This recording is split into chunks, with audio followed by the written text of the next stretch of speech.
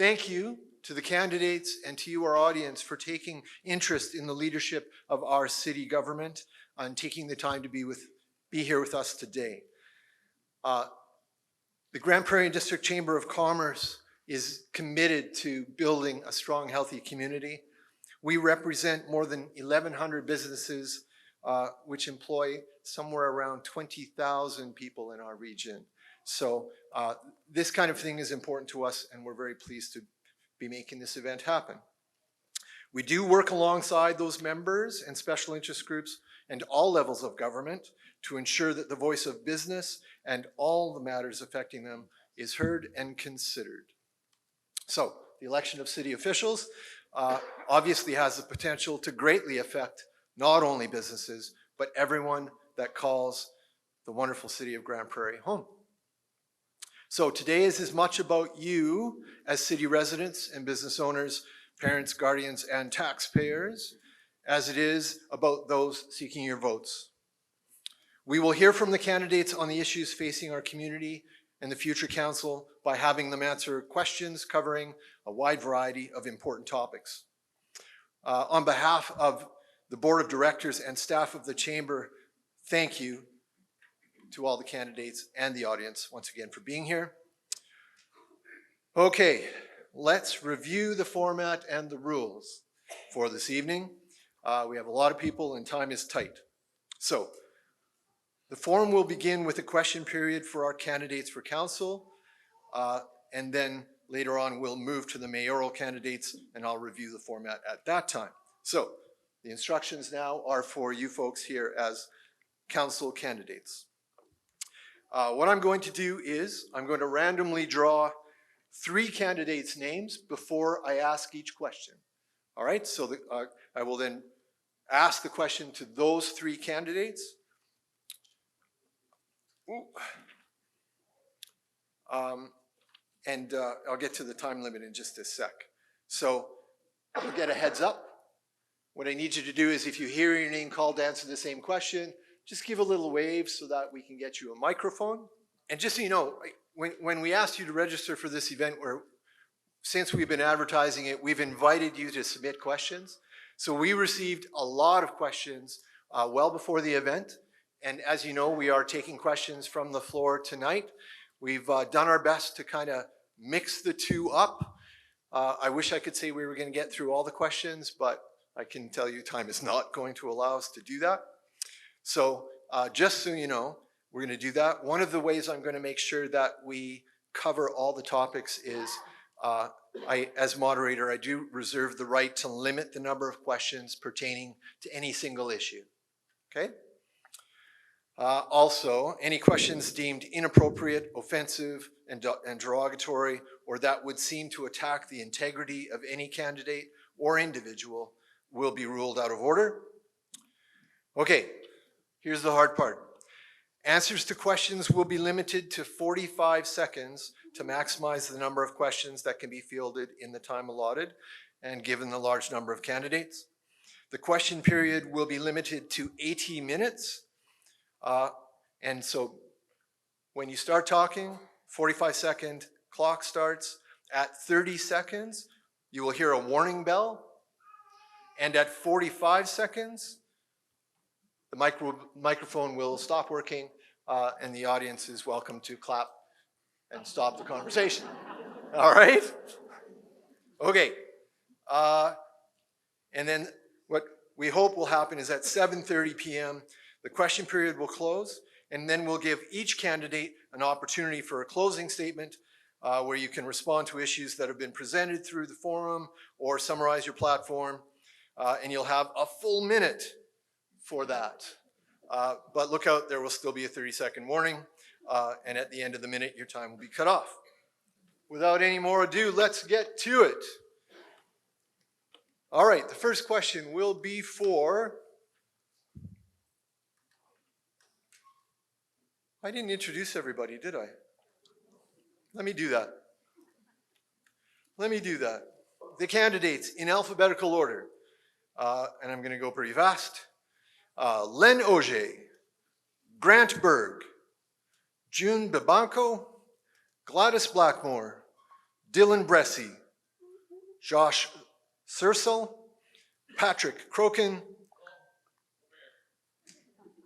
Jenna Flack, Lionel Fry, Glenn Gruner, Lynn Hodnott, Vakar Khan, Yad Minhas, Mike O'Connor, Solomon Okafo, Kevin O'Toole, Michael Ouellette, Wade Palat.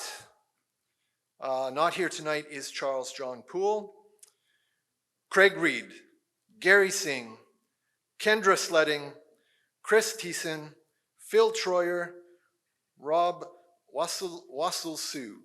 There we go, W. That's everybody? No surprises? Welcome.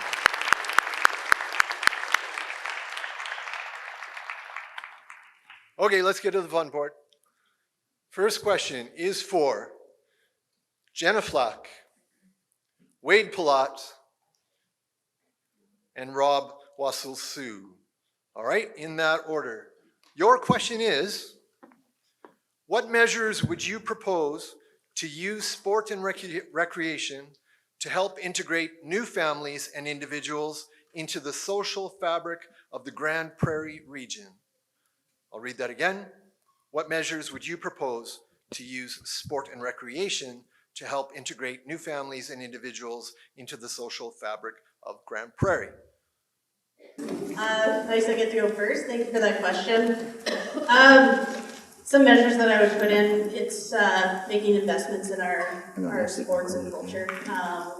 You know, kids need places to actually play sports, and we need to make sure that's affordable and accessible. Not all families can travel away and spend that money for these kids to go play sports. So having places here, investing in those places is a good start. All right, thank you. Wade Palat. Hello, everybody. Thanks for coming tonight. For me, I think you'd have to start with, we have great facilities in Grande Prairie, but they need to get used all the time. So I'd like to see more after-school programming. I think part of that is we need more coaches and mentors around the sports. So for those kids that want to come in and just try out days and those sort of activities, there's somebody to help them through those things. We've got a lot of clubs from volleyball, basketball, every sport, and you can name almost under the sun. I think we'd have to also help connect those families to those agencies and those clubs to give them the opportunities to go and be involved with whatever club that child would like to be involved with. Sports plays a huge mental health with our children, so any way possible that we can have kids in sports. That's 30 seconds. Very good. All right, Rob Wassel-Sue. Thank you, and I appreciate you doing your best on my name. Oh. I think a recurring theme that a lot of potential candidates are going to be talking about is communication, and so letting the new people that come to Grande Prairie know what's available is going to be the biggest part of it. So whether that be social media or traditional media or whatever, we have to get out there and let people know what sports functionalities we actually have in this city and make sure that they know they're welcome there.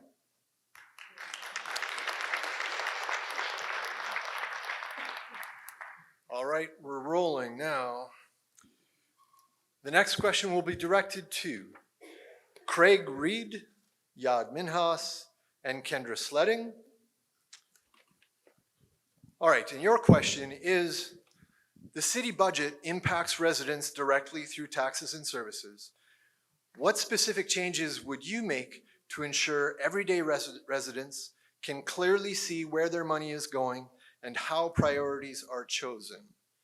Okay, so what specific changes would you make to ensure everyday residents can clearly see where their money is going and how priorities are chosen?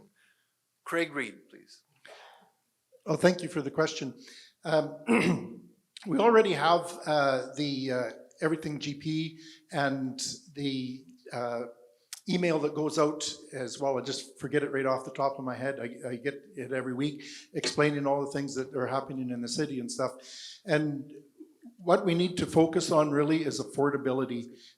We need to get that message out to the people that affordability has become a big issue in this city, and that's the number one issue we have to address. So I propose that we should be able to lower taxes by 3%, and I have reasons to do that, so. All right, thank you very much. Yadminhas. Hello? Yeah, hear me? Yes, I agree with Craig, because we need to lower the taxes, that's no doubt. But we got to do more effective and efficiency ways to do the business. If something, the problem occur, we got to do the fix right away. It doesn't prolong, so we get cost double or triple. Those things have to be really adjusted and fix it and do work proper and a manner way to get things fixed proper, and then don't have to redo it, things been done. Then it'll cost less and they'll help us to lower the taxes. That's all. Thank you. All right, thank you. And third, Kendra Sledding, please. Thank you for the question. It's really important that people feel that they're being heard. I have had a lot of folks tell me that they feel costs are going up. They're concerned if their taxes are going to go up. Sometimes they're not sure what it's going to be used for. Are the services really as efficient as they could be? Do we use these services as a family? What are the things that I want for my kids or my grandkids? I had a conversation recently and someone actually explained something very well to me. I was very concerned about a project that's going up and I thought, oh my gosh, it's too expensive. So I think if we can engage the community, make sure we have maybe more town halls, tell people how you can talk to your counselor and reach them really easily and keep that communication and engagement open so that we don't have to increase.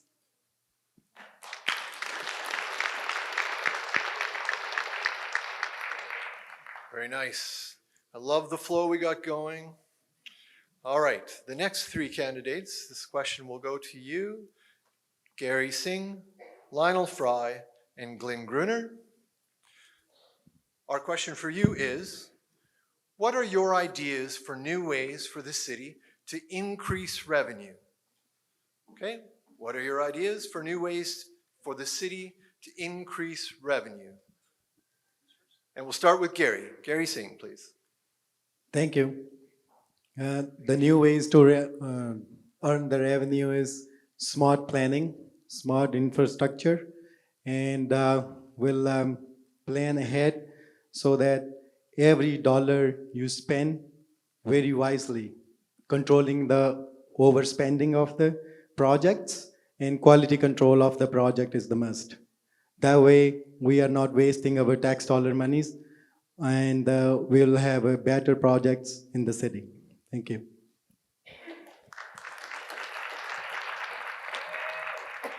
Thank you. Lionel Fry. So raising revenue is it's a challenging issue. Obviously, the go-to is to raise taxes. We don't want to do that. But at the same time, we have to also try to keep up with inflation when we can. So in terms of raising revenue, I really wouldn't, raising taxes would be something I would look at, but not to the point where we're overtaxing residents. We have to be fair with what we're doing. All right, thank you. And now Glenn Gruner, please. I'm running on a direct democracy platform, so it would just be up to what the people, the city, actually want to do when it comes to increasing revenue. I think the best way to go about it is make it a city that people want to move to. They want to start a business. They're not thinking about leaving because when they walk around their neighborhood, they get accosted by people that don't live there. We need to do a lot to make this city better for everyone that's already here before we start chasing new revenue streams, because we need to maintain and grow our community, not just bring in quick cash. That's it. All right.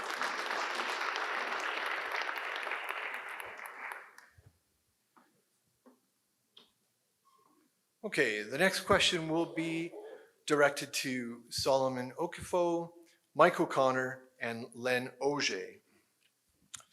The question is, safe, well-serviced communities are central to economic prosperity. What investments in public safety, transportation, and core infrastructure will you prioritize to support community and business vitality? So again, I'll say, what investments in public safety, transportation, and core infrastructure will you prioritize to support community and business vitality? Solomon Okafor, please. Okay, this plays exactly into the top three priorities that I highlighted in my campaign. Number one was health, number two was safety, and number three was affordability. I believe that a safe community is a place that people are attracted to, and that's why I'm proposing that we invest in education, crime prevention initiative, then on top of the layer, enforcement, because with enforcement alone, you cannot solve crime. And so those three together, put together, is going to make people feel that this is a place to live in. And we need to redesign our transportation system so that it will be effective and efficient for people to be able to use it. Thank you.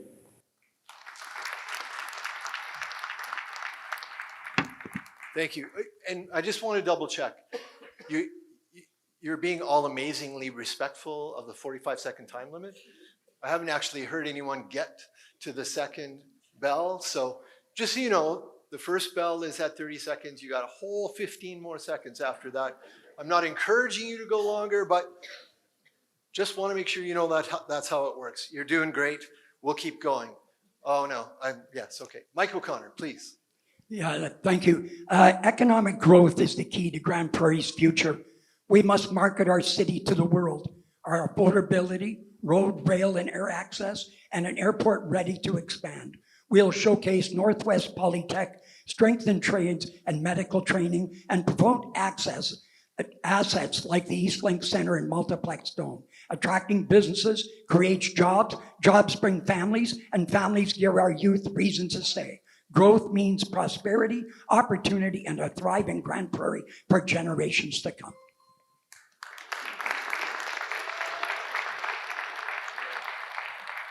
Thank you. And now Len Auger, please. Can you repeat the question? Sure, the question was, what investments in public safety, transportation, and core infrastructure will you prioritize to support community and business vitality? Thank you. Makes me think quite a bit about what goes on here in the city of Grande Prairie. I'm well aware of a lot of the issues that we have in relation to safety. A lot of recommendations on how we can improve the potholes, snow removal, playground safety, school zones, speed limits, and all that. And I do think a lot of what we have to do is really prioritize where and what we need to work on in relation to safety in the city of Grande Prairie. And when I think about some of the things, we talk about road maintenance, we talk about our municipal police force, and we also talk about economic development. All those aspects of the three priority items that I just noted. I'm afraid that's it. There you go.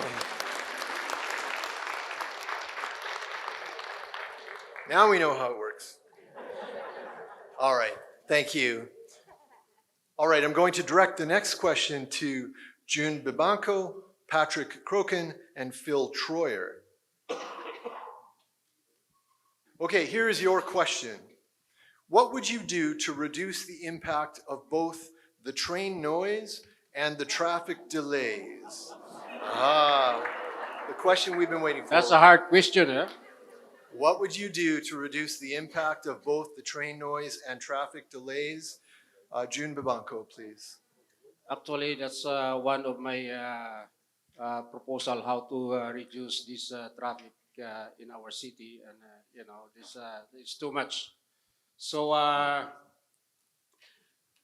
so we need to inform the community because we need to have a connection with our community people to inform about these habits, the way they run their vehicle around the city here. Especially in our area, there's a lot in the middle of the night, people are sleeping and then they're running too much speed in our area. So sometimes too much traffic there. And we need to fix that issue in the city. All right, thank you. Patrick Crooken. Thank you, Mr. Speaker. I would propose to contact CN and maybe ask if they would change the horn or what kind of rules that we could have.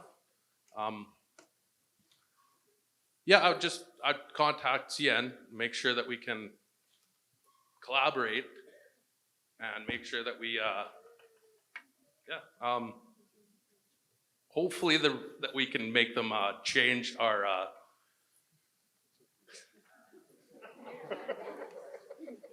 sorry, this is my first time and I'm very uncomfortable. So let's ask CN, get it changed. Let's go.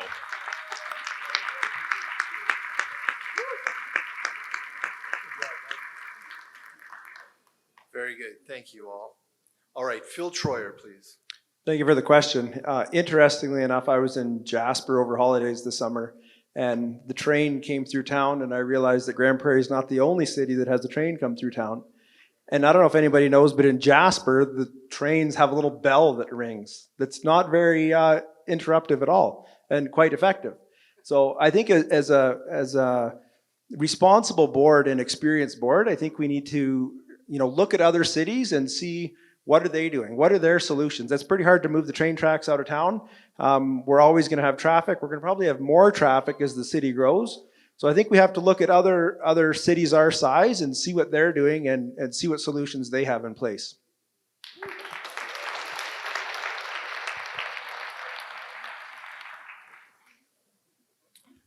I keep reaching into this dish and there's more names and more names. All right, the next question will be directed to Kevin O'Toole, Grant Berg, and Josh Surso. Our question for you is, red tape has been cited as a major obstacle for the business growth.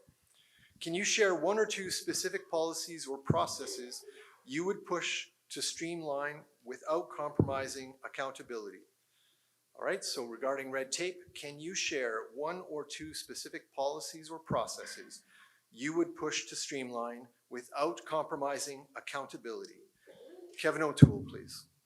So 15 years ago when I ran for council, I said it was a very hard time to get a business permit. It used to take weeks, possibly a month. What we have done in the last little bit is we can get that business permit addressed within the day and sometimes even while you're there. So we've worked on it. We've just got on the word from the province for reducing red tape. And I just work on our relationship with the business owners, the home builders, and all of that stuff to make sure that everything is simple, easy for them to fill out, and we can carry on. Thank you. Thank you. Next, Grant Berg. Yeah, thanks, John. As Kevin just mentioned, in October, the city was actually awarded an award from the province for reducing red tape of all the cities across Alberta. So we're making great strides there. Also, I'm a small business owner, and it's a nice, easy online application that's free. The one thing that I did struggle when I tried to get my business license 9.5 years ago was I didn't know where to apply. And so that's a communications piece. So went to City Hall and they said, go to the City Services Center. So I went to City Services Center. They said, go to the RCMP detachment. I go there and just wound up going in circles and then realized at the time there wasn't a process. So a lot of it for me is communication on where to apply and to whom to apply. Thank you. Now Josh Surso. Thank you for that question. I believe that the red tape issue is, as the other candidates have mentioned, is a communication issue, but also streamlining that on digitally to make it easier for the contractors to get those permits to conduct construction a lot quicker. And as our city is growing faster than we could ever imagine, and so we need that red tape to be a lot less or a lot easier to deal with. To do that, I've talked to a friend of mine also who owns a company who does fencing, and they have had issues getting their permits. And they're being running around as well. So I believe the city is going forward with it. We are moving forward. We just,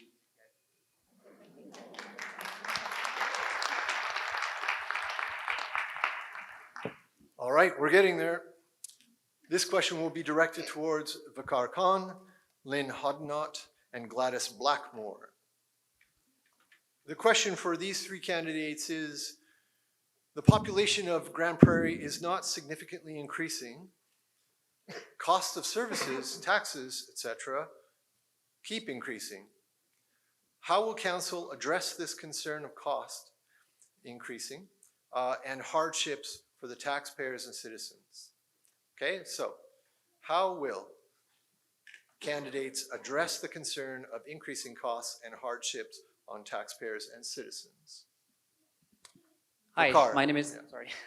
So my name is Vakar Khan. I think affordability is crushing Grande Prairie right now. In the last 5 years, the population gone up 10%, and city revenue, we don't generate enough from the citizen right now. So we need to look for different sources. Number one is we need to expand businesses. We need to look after the businesses that we have right now in Grande Prairie. We need to support them 100%, and then we need to attract other people and other investment into Grande Prairie, so then we can generate more revenue to service the city that we all love. Affordability is in crisis right now. When I go door to door, I talk to people, and city taxes is one of the things just keep coming back as a concern. So I'm not up for raising taxes. I'll probably freeze it. Thank you.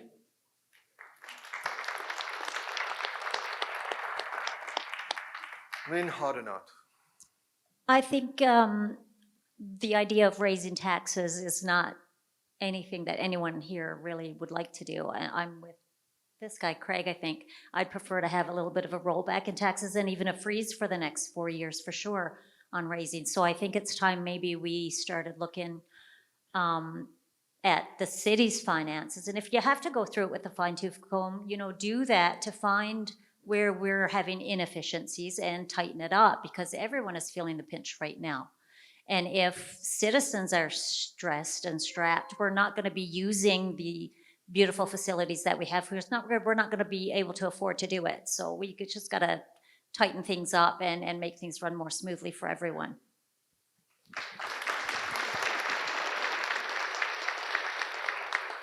Thank you. Gladys Blackmore.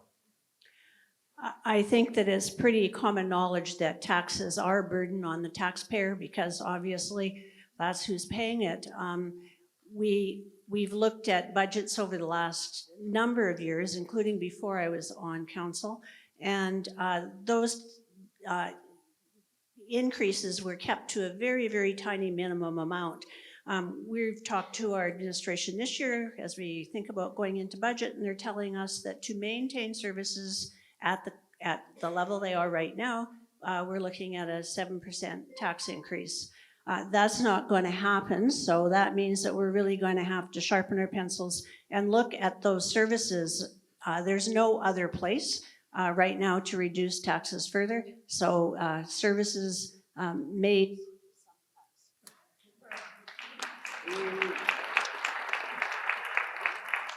Thank you all. Thank you all.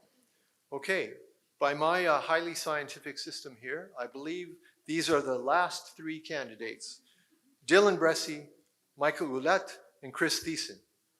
We didn't miss anybody, right? Excellent. I love it. This is, who needs artificial intelligence when you have a little dish and pieces of paper?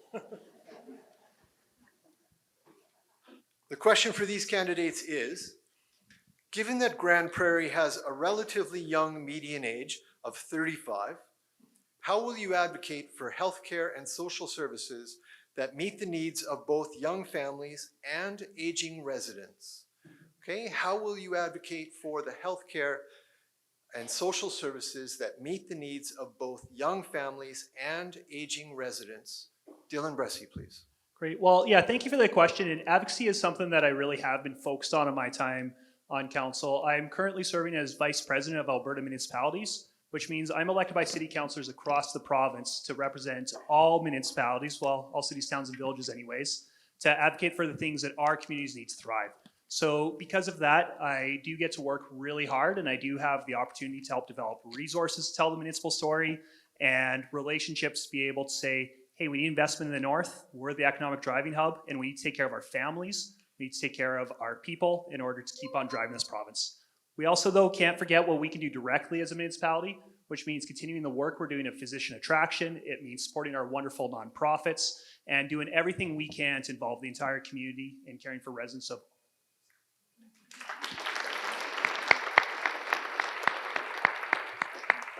Michael Ouellette, please.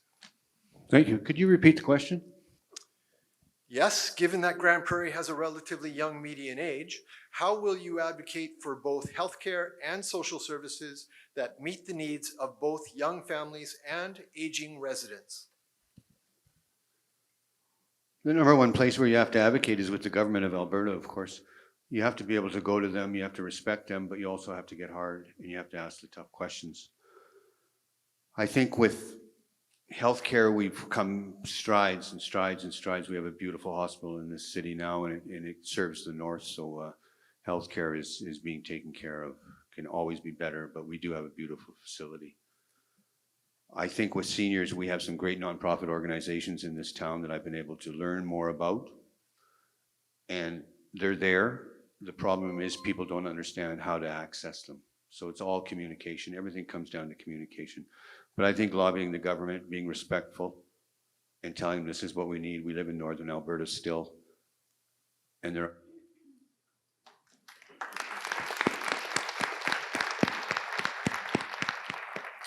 All right, and finally, Chris Thiessen. Yeah, thank you very much, John. Much like Dylan, I also sit on a provincial board, Alberta Seniors and Community Housing Association, which lobbies and advocates to the government. I was elected to that position by all the lodges and housing management bodies around the north here. And part of that is to offset some of the costs for building lodges, maintaining lodges like capital maintenance and renewal, and also for advocating for things such as continuing care inside our lodge settings, as well as ensuring that people have proper access to physicians. The city does a great job of supporting our social sector. We have spend about $4 million a year on community group funding, which touches everything from homelessness to recreation. And finally, we have a great doctors and physicians attraction strategy.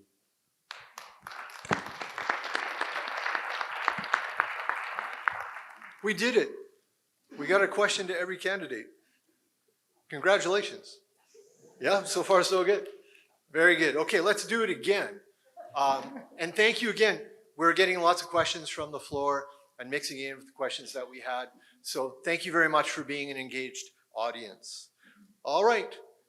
This question will go to Phil Troyer, Vakar Khan, and Yad Minhas.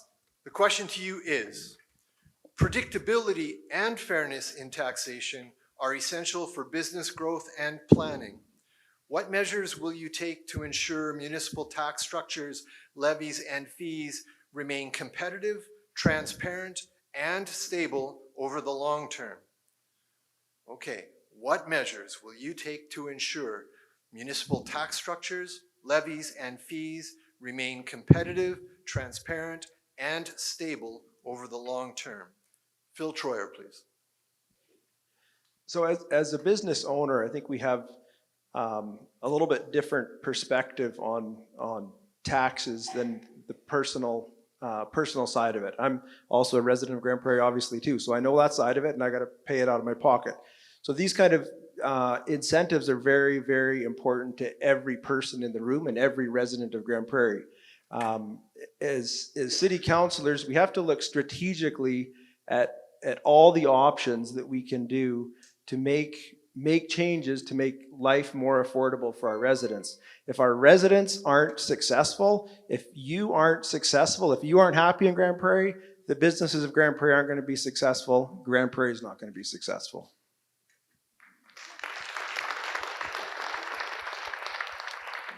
Vakar Khan. I think Grande Prairie, we are situating at a very good place right now as a regional hub. Consistency is the key when it comes to taxes, when it comes to levies and other services. I would definitely keep it very consistent, and I think communication is going to be very essential when it comes to that. especially when it small businesses to medium and large businesses. They're looking for consistency and result when they're doing projection for their businesses, right? So Grande Prairie, if we can show them that we are here and the taxation is going to be very consistent throughout the years, and the growth is going to be consistent as well. That's how I see it. Thank you.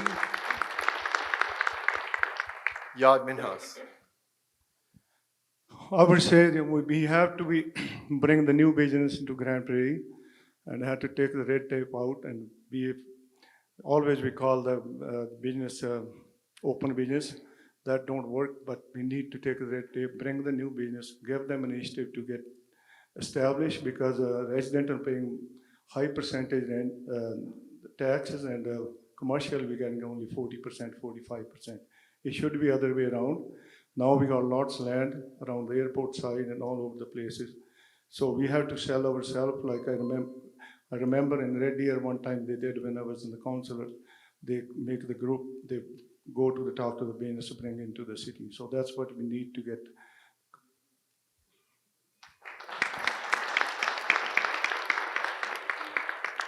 Thank you, everyone. The next question will be directed to Solomon Okafo, Glenn Gruner, and June Babanco. Okay, here's a good one.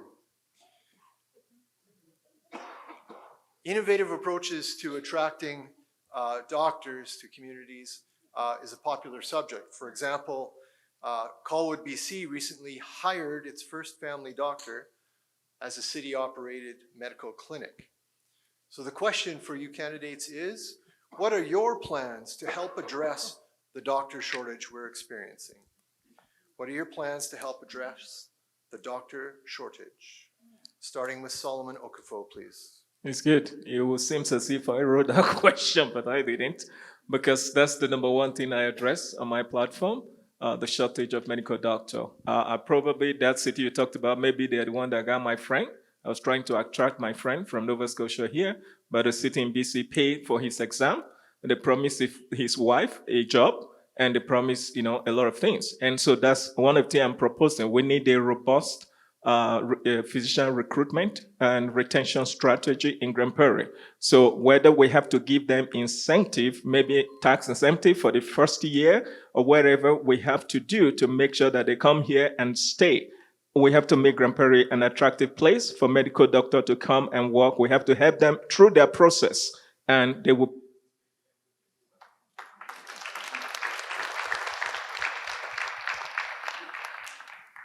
Glenn Gruner. As I said before, my platform is one of direct democracy, but I'm willing to bet the majority of people really, really want to have doctors. And I think we all are very well aware at how few we have to go around. To make the city attractive to doctors, we just got to do the same thing we want to do, make it attractive to ourselves. Safe communities, lower taxes, a real estate market that looks like it's going to go up, not possibly plummet off a cliff. We're all scared of how the future for this city used to be ups and downs, and now it looks like just a perpetual slope, slowly downward. We don't want the same problems that big cities have. We need to get rid of the problems that they have so that our city actually is attractive in comparison to Edmonton and Calgary. All right, thank you. June Babanco. That's the best issue right now here in Grande Prairie, that we don't have much medical people working here, especially the doctors. For us, we don't have a family doctor over here. We left Grande Prairie for so many reasons, I guess. I guess we come to the point of we need to see that they are safe working here in our city. Because, we are aware that the situation right now, we have so many things that we need to change in Grande Prairie. So they are not, our system right now is not attractive to those medical people to work with us here in Grande Prairie. All right, thank you.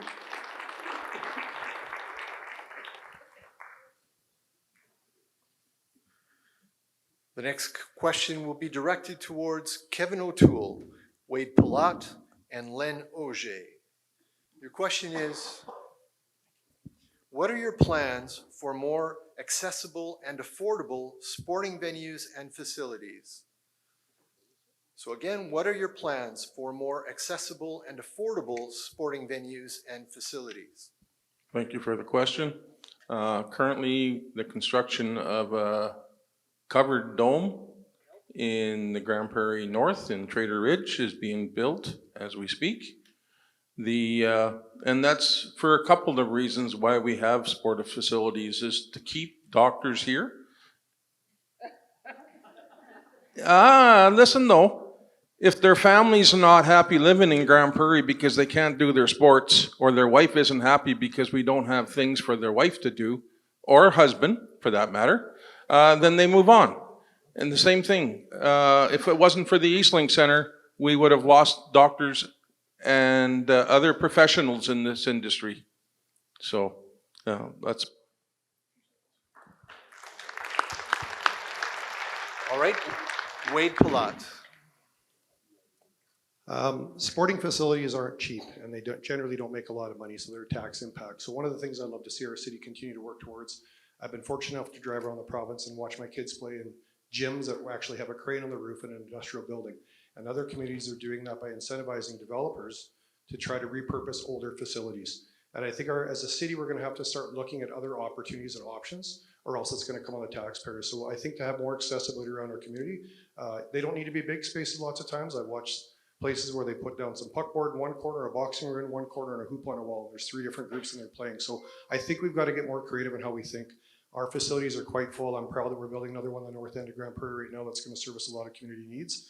But again, that comes on the taxpayer. So I think we're going to have to look for other options, because it's vitally important for kids and young people to be in.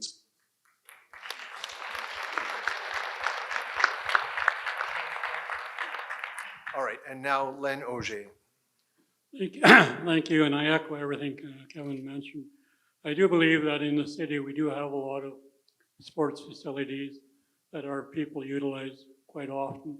Part of the issue in my mind would be, is it affordable for many of our population here in Grande Prairie? I think long term, as the city grows, we will also need to consider building more arenas, more recreational centers, maybe even more swimming pools.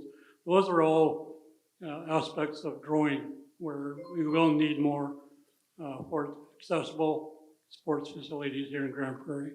And I think that time is coming soon as the city continues to grow.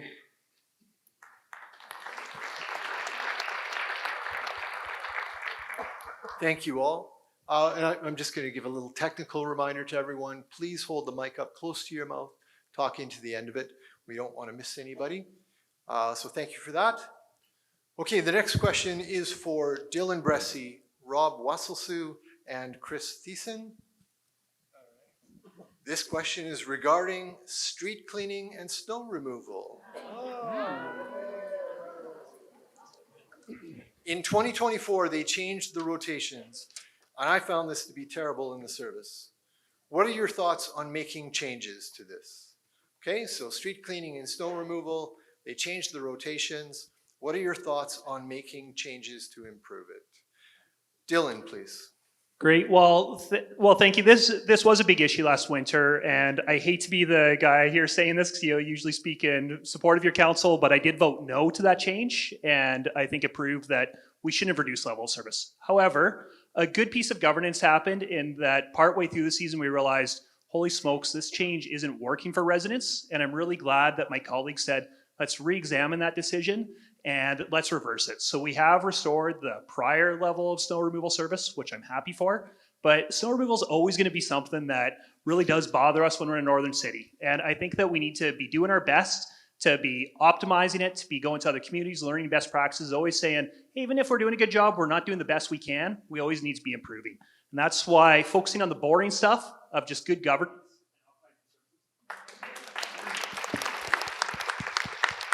Thank you. Rob Wasselsu. I'm sorry, you're going to have to repeat the question for me. Okay, so regarding street cleaning and snow removal, they changed the rotations in 2024. What are your thoughts on making changes to improve it? Okay, the snow removal in Grande Prairie has always been a huge issue. And to be honest with you, it's like we can't control the weather. Like there's no winning situation. So we're gonna have to keep trying different things until we find the one that works the best for us. Is there a perfect solution? No, I guarantee you there isn't, because we can't control how much snow we're gonna get. Therefore, we can't control how much money we need to plan to spend in order to take care of it. So keep trying new things. We'll find something that works best for most. Thank you. Chris Thiessen. Yeah, thank you very much, John. 3 terms in, it seems every term we're trying to do something new with snow removal. My first term in, we had windrows plowed over everything because we had 3 meters high worth of snow. And then we had seniors trapped in there. So we had city councillors like myself shoveling seniors out of their own driveways. This year we saw that we had an annual accumulated snowfall that was less than what we normally had, and it was over a couple of years. So we changed that to the 13 centimeters. That obviously didn't work at the end of the year. So there are changes that people have suggested. And one of those that I thought was maybe one of the best ideas, our director of transportation probably won't like it, but based off of snowfall accumulation, can we send in trucks to go and monitor how much snow is coming down and melting so it doesn't turn into those slush and ice roads later?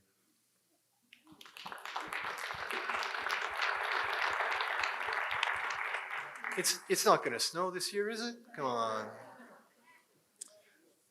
All right. The next question will be directed to Patrick Crokin, Josh Searle, and Gladys Blackmore. The question is, investment attraction requires infrastructure readiness and available industrial land. What steps will you take to ensure our municipality remains competitive in offering well-serviced industrial and commercial development opportunities? What steps will you take to ensure our municipality remains competitive in offering well-serviced industrial and commercial development opportunities? Patrick Crokin, please. I think that we can take a look at how our industry comes in and works with everyone. And what we can do is create more recreational facilities, make more, possibly bring in a sports team, a professional sports team, so that we can attract people more, and they want to stay here and they want to work here. And yeah, let's just make our facilities really nice for them, make sure that we can, that's.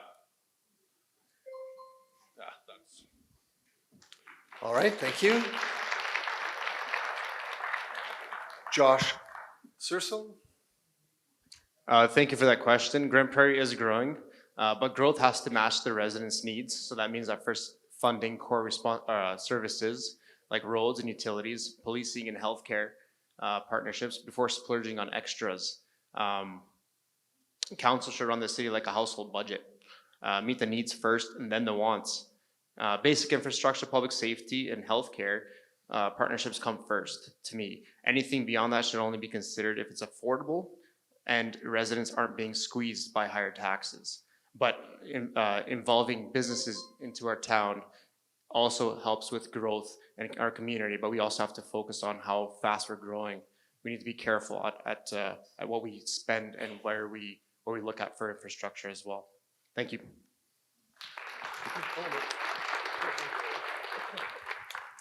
Gladys Blackmore. I want to talk a little bit about regional cooperation when it comes to investment attraction. So the county, the city, and the MD of Greenview have formed an investment organization called Invest Northwest. And we feel that presenting opportunities in the north depend on that type of cooperation, so that companies who are moving here know that it doesn't really matter if they live in the county and work in the city, or live in the city and work in the county or the MD. All of that benefits the region.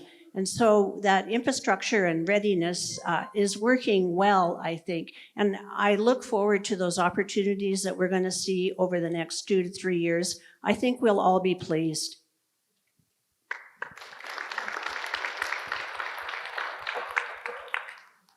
That would be nice. That would be nice for sure. All right, the next 3 candidates are Jenna Flack, Craig Reed, and Grant Berg. The question is, If the city chose a strategy for reducing expenses, what line item would you look to cut? Right? If the city were to choose a strategy of reducing expenses, which line item would you look to cut? Starting with Jenna Flack, please. I'll try to talk a little longer this time. I think I only spoke for 10 seconds.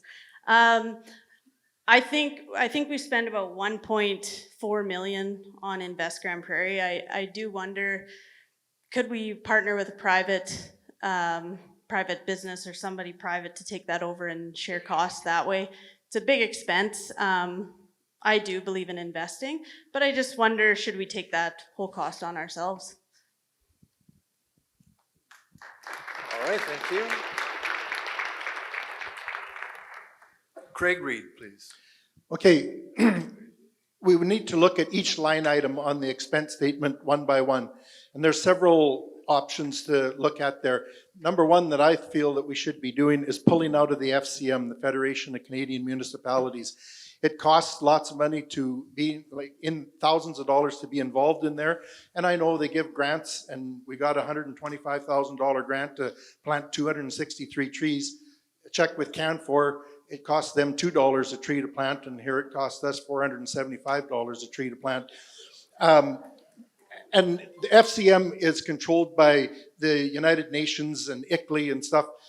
We can make our own decisions here. We don't need to be relying on international bodies and NGOs to be making decisions for us.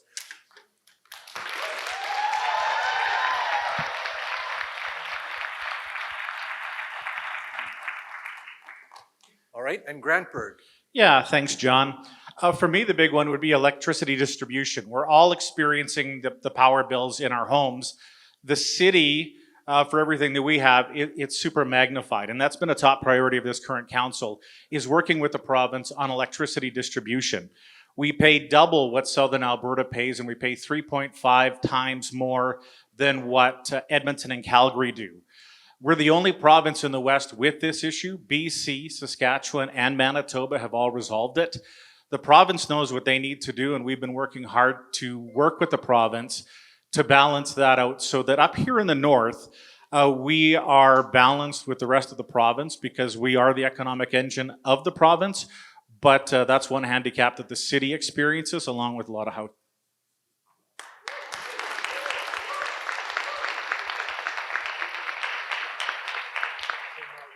That was a good question and some good answers. Thank you very much. Okay, next three candidates. Gary Singh, Michael Ouellette, and Lynn Hodnott. Local procurement keeps dollars circulating within our communities.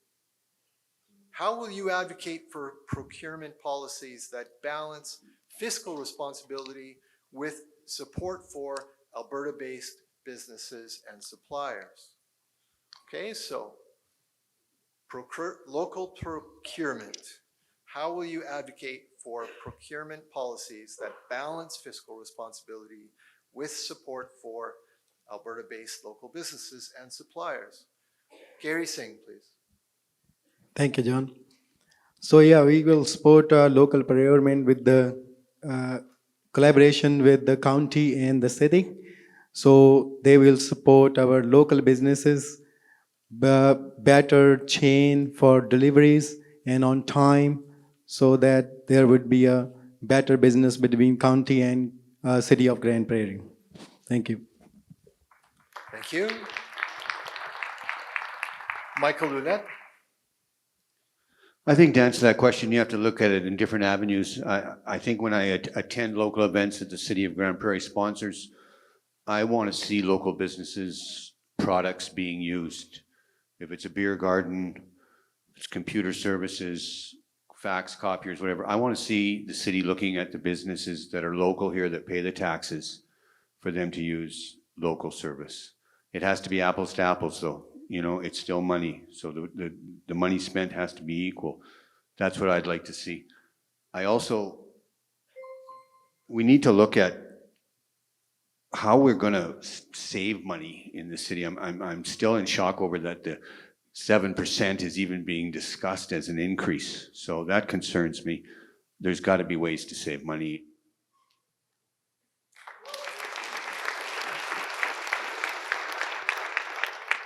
Lynn Hodnott. There will probably be a balance. I guess I'm a big advocate for supporting local, but if you look for local sources versus outside sources, it should be less expensive, I would say, because you're saving costs of shipping and transport and everything else. So there should be a natural balance if you decide to go that way, I would think. But yeah, I feel like our loyalty should be community first, province next, country after that, you know what I mean? So I don't want to sound like I'm anti-country, but I mean, we should be supporting local, I feel. Yeah, supporting one another. All right, thank you. I love the range of questions coming in. Thank you very much, everyone. Okay, look, the last three candidates for the second round. Mike O'Connor, Kendra Sledding, and Lionel Fry. This question is straightforward. What are your plans to assist our seniors? What are your plans to assist our seniors? Mike O'Connor, please. Thank you for that. One of the things that we should be doing is making sure that all bus stops are accessible and down to hard pavement. And our citizens need to be able to get around this city safely and to be able to get on and off the bus and not have to be assisted to get onto the sidewalk. So I think we need to clear both sides and on the road so that it's clear for them to get on the bus.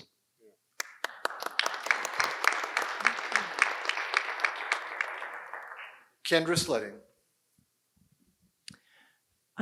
Seniors, many folks that are seniors are actually choosing to live in their own homes for longer. I think it's really important that we allow that to happen. So how are we helping them live in their home as long as they're able to?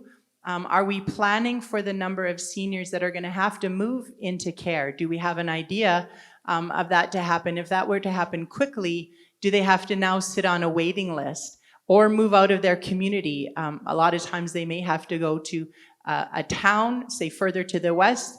There's some good places that have very great facilities, but how are we planning on having them stay in their home if that's the best for them and they choose to do that? Or have a coordination of access for them to be able to get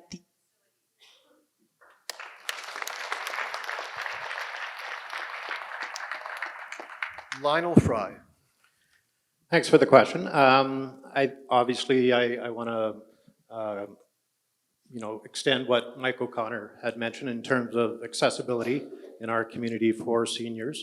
But also, I think there's a real value in building on partnerships within the community. We have a number of community agencies that specifically serve this sector. The Council on Aging, Grand Spirit Foundation. I think we have to work with them to really identify what are the gaps that we're experiencing with seniors, and then work together with them to address those gaps.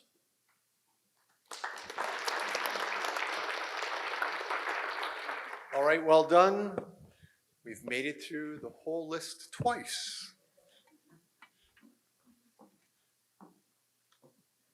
The next question will be directed to Vakar Khan, Yad Minhas, and Chris Thiessen. Aha. What concerns and thoughts do you have for our city with the proposed Wonder Valley build that is coming to the MD of Greenview? So what are your thoughts and concerns regarding the Wonder Valley project coming to the MD of Greenview as regarding the city of Grande Prairie? Thank you, John, for the question. I love the idea of Wonder Valley, and the reason being because as a region, we rely on energy, agriculture, and some industrial as well. We do need another stream of economic growth in our region. that I would believe the AI project would provide. And so I'm a big supporter of that. I'm looking forward to it. And I'm gonna do whatever I can to make sure I support that project, because it will not only provide the jobs, but also economic growth for our region that we're looking for. And that's where our, the next economic growth will be.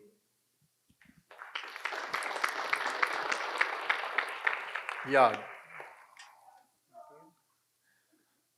Yes, I really appreciate this question. It's this AI program, if that goes ahead, that'll be the big thing for our Grande Prairie.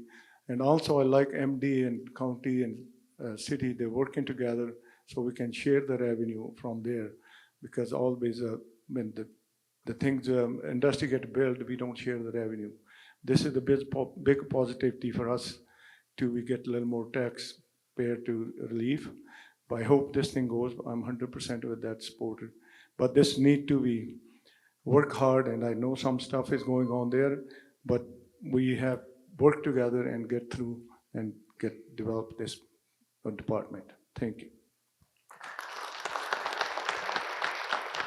Thank you. Christensen. Yeah, thank you very much, John. I have thoughts and concerns about this. Some of my concerns have been alleviated by talking with the group, though, largely around water and how much they're going to divert from the Smoky River to help cool down the systems. We're also drawing in natural gas pipelines to make it a circular whole system. So that's intriguing. I think for the city of Grande Prairie, what happens with Wonder Valley, besides advocacy, is really up to what the MD wants to do. Now, if the MD cuts the ribbon on that and we're building it, Grande Prairie is going to see an influx of population. We're going to see an influx of businesses. We're going to have to be ready to fill those business spaces. And we're going to have the spin-off industries too with tech that's going to want to plug into that Wonder Valley project.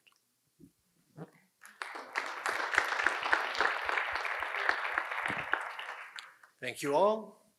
The next question will go to Rob Wasselsoo, Grant Berg, and Glenn Gruner. Okay, this one's a little longer. Traditionally, provincial funding has been largely underwhelming for the northern regions. Often our relatively small population gets cited as the reasoning behind the lack of funding. However, we represent 60% of the landmass, which brings in a significant amount of revenue for the entire province. My question is, as a newly elected representative to this city, how do you plan to advocate to the province to claw back more funding for our region? Okay, so traditionally, feels like we're underfunded given our population. The question is, how do you plan to advocate to the province to claw back more funding for our region? Rob Wasselsoo, please. Okay, I'm not going to use anywhere near my 45 seconds, so I can do a little bit of a preamble.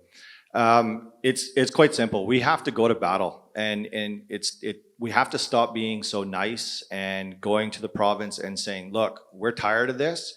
Our population in Grande Prairie is 74,000 people, but we service way more than that. We need the province to step up and start forking over some cash. That's it. It's just advocacy, and I'm going to fight for it.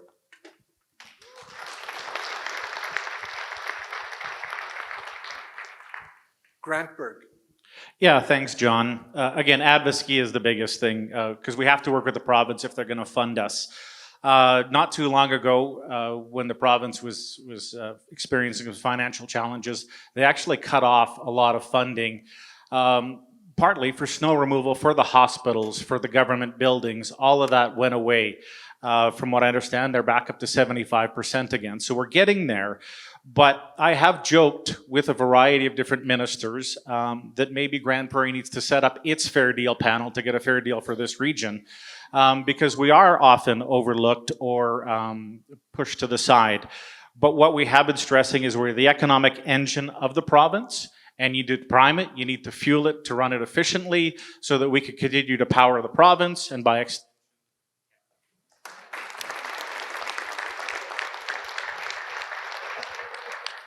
And Glenn Gruner, please. All three levels of our government suffer from a flaw. Representative democracy is better than having one person in charge. We have 9 people in charge of our city because we acknowledge that having one person making all the decisions is a bad idea. But why do we stop at just 9 people? We have split our power on 3 different levels. They take turns distracting us with media nonsense and internet propaganda. Also, we don't pay attention to what's going on in our local communities. To fix our problems, we got to take the power back, and I think direct democracy is exactly how we do that, because a politician only has their own word and reputation behind them, but a direct democracy would have the majority of the voters.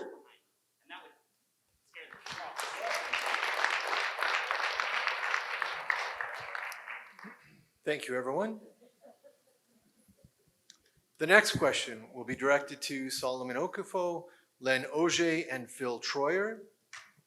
The question is, housing affordability remains a growing challenge for workers and families. How will you work to expand affordable housing options and support developments that meet the evolving needs of the workforce? Okay, so housing affordability remains a growing challenge. How will you work to expand affordable housing options and support developments that meet the evolving needs of the workforce? Solomon Okafo, please. Thank you.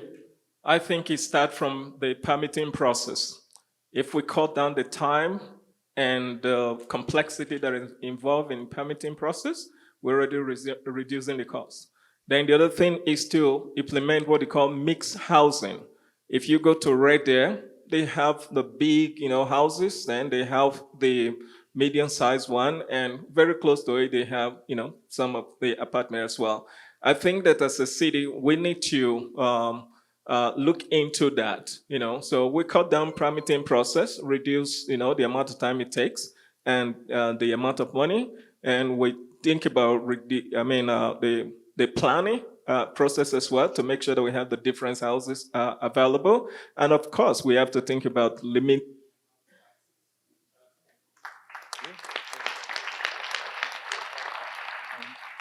Thank you. Len Auger. Thank you.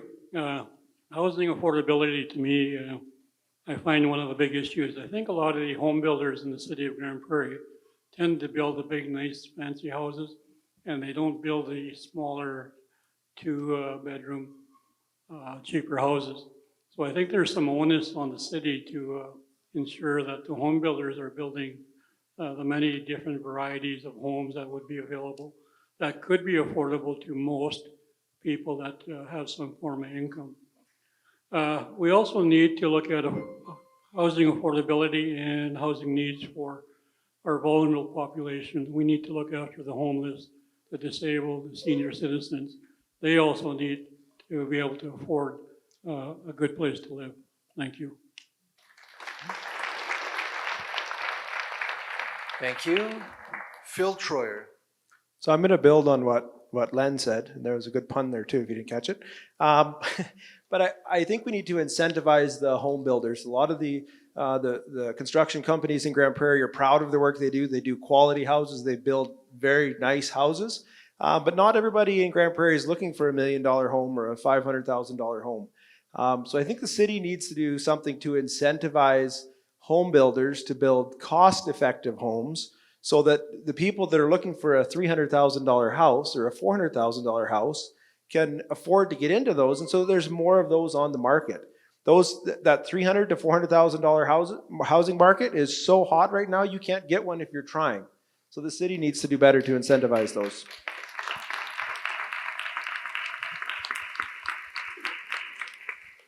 All right, thank you, everyone.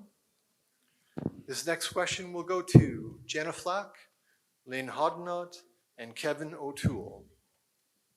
Okay, here's a doozy. The city of Grande Prairie owns the Grande Prairie Regional Airport, which is operated and governed by the Grande Prairie Airport Commission on the city's behalf.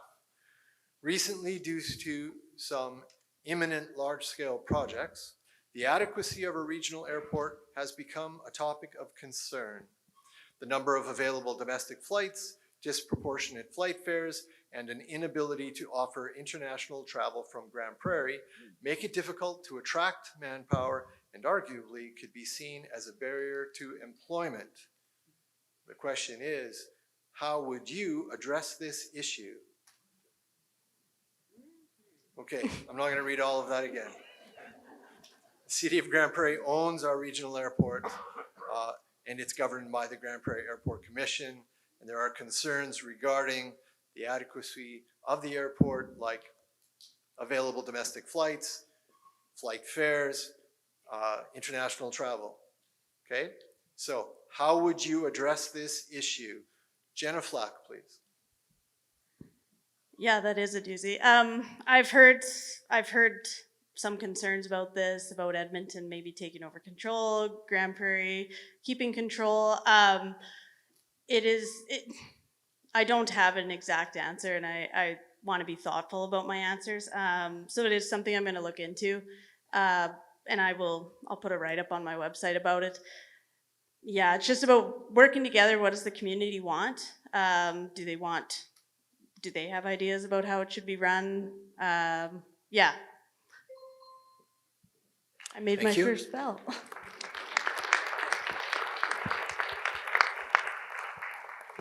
Go ahead, Lynn. Does anyone know the answer to this question? Is it a matter of you use it or lose it? I don't know. Like it costs so much to fly from here to Edmonton. Is there any way to control that cost? We don't want to look into subsidizing costs from governments because that's going to just end up costing everybody. So, I mean, that's a tough one. That's a real tough one. I don't know. Maybe more research is needed on that, I guess.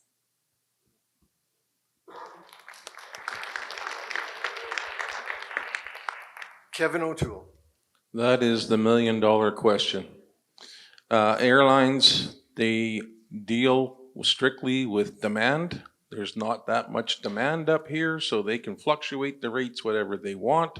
I'm talking WestJet and Air Canada. We would like to see another carrier come in as well, and to see if we can possibly get a flight to different locations like Kelowna, Vancouver, or other areas like maybe Yellowknife. It's all about money, and it's all about making a profit. And this isn't, at times, it's just not profitable for some of those airlines to come up here and provide good flights at the times that we want. Thank you.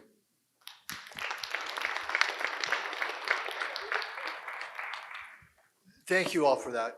I think that question is a really great example. The job that these people are applying for today, it's a tough job. These are tough issues that impact a lot of people. So thank you for the courage to get involved, and thank you for continuing to fight against these issues for our region. Much appreciated. Okay, the next question will go to Lionel Fry, June Babanco, and Craig Reed. And the question is, how will you advocate for public safety for Grande Prairie's unhoused and precarious living community? How will you advocate for the public safety of Grande Prairie's unhoused and precarious living community? Lionel Fry, please. So over the past 3 years, I've been part of what started as the Coordinated Care Campus and turned into Cedar Point, the old Trumpeter Hotel. I chaired the advisory committee for the city on that. And I think it's the approach that we're taking, which is housing first, I think is the approach that we need to eventually drastically reduce the amount of homeless people in our community. But it's not going to be an overnight solution. It's going to take not just the city, not just the agencies that work with this demographic. It's going to take the entire community to embrace that approach of housing first. Thank you. June Babanco, please. Could you repeat the question for me, please? Certainly. How will you advocate for the public safety of Grande Prairie's unhoused and precarious living community? Well, in that question, I don't know exactly what we are trying to do here in Grande Prairie, but we need to organize and fix our system here in Grande Prairie about this issue. I know that it's really hard to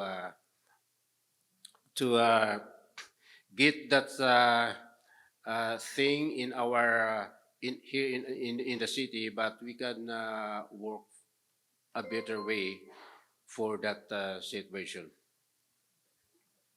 All right, thank you. Craig Reed. Okay, well, let's call the homeless situation what it is. It's a addictions problem and a mental health problem for the most part. And that's provincial territory, so we really need to be advocating to the province to clean this up. And we need to have better control with our law enforcement in town here on stopping the drug trade and limiting or eliminating drug trafficking. And by that, I propose that we would have our police commission would be elected from the city residents, and so that what they do is reflective to the people of the city. For years and years, people have been frustrated with the lack of response from the police, and I think it would change if we had a community or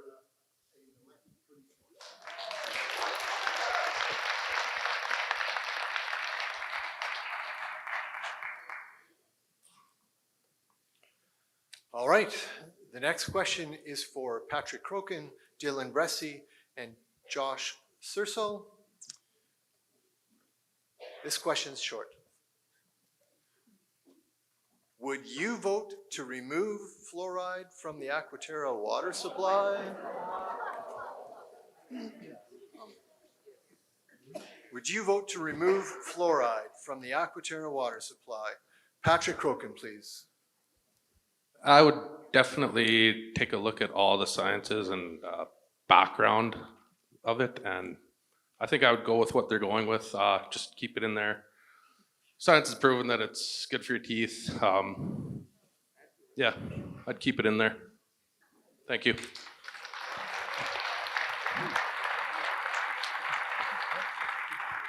Dylan Bressie. No, I wouldn't. For me, I'm not going to be a guy that pretends I know everything, especially when it comes to things that are highly scientific. But from everything I have read in the academic literature, as well as talking to experts, including, by the way, dentists and dental hygienists who were in Calgary when they removed fluoride and saw cavities increase there, it does play an important role in especially pediatric dental hygiene. And I don't think the evidence supports that there's any danger in it whatsoever, at least at the levels that it's in municipal water. Anything is at certain levels, but at the amount it is in municipal water, I do think it's safe. But for me, I think a lot of this is where we as a society, we don't have the trust for each other we used to, and we need to start rebuilding that. I think this is one of those conversations that gets people polarized, because we're not having enough conversations with each other.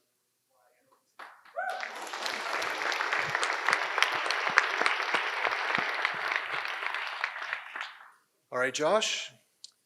Thank you for that question. I actually agree with Dylan Brassey on that one there. Fluoride is a neurotoxin, but at extremely high concentrations. Yep. So at low concentrations, and this is from what I read, I'm not a doctor, but from low concentrations, it does support, there's evidence to support that it does help with your teeth health. So dentists are a big part of that decision, and we should be asking them the question. If a counselor would be a dentist, that's a question for them, but I'm not.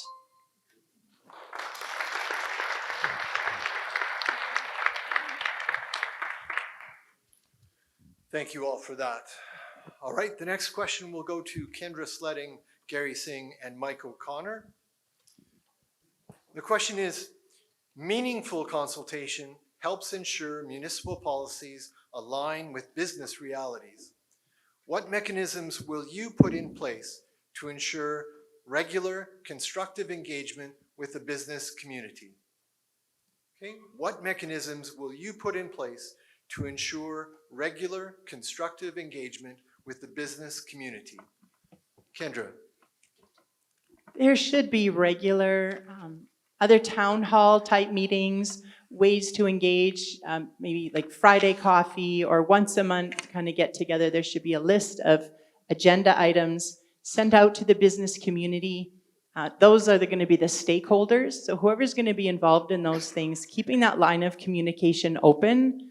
Other cities do have a ward system. I'm not sure if we're large enough for a ward system or what that would entail. But then everyone in the city actually knows who their councillor is and they know who they would talk to in that city.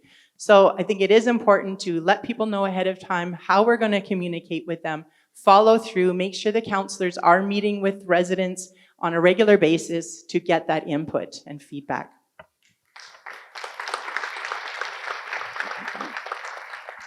Gary Singh. Thank you, John. Yeah, I strongly agree with Kendra, like openly engagement with the businesses. Town hall meetings shouldn't be, there would be no intimidation to go into the meetings. There would be no aggressive vibes so that everyone can enjoy and engage openly on the weekly basis, I would say. Thank you. Michael Connor. Thank you. I think this is a no-brainer. Being involved in the Chamber of Commerce is a good way to connect to all businesses, and you need to go to the mixers and share your ideas there and find out what the issues are and be on one-on-one conversation with all those businesses, and you'll be able to find out and also be able to be connected through the 311 system and get your texts out, and you'll be able to hear what's going on. You get warnings and notifications from the text. So again, Chamber of Commerce always, and go out and meet with the people one-on-one when we do Small Business Week. Thank you.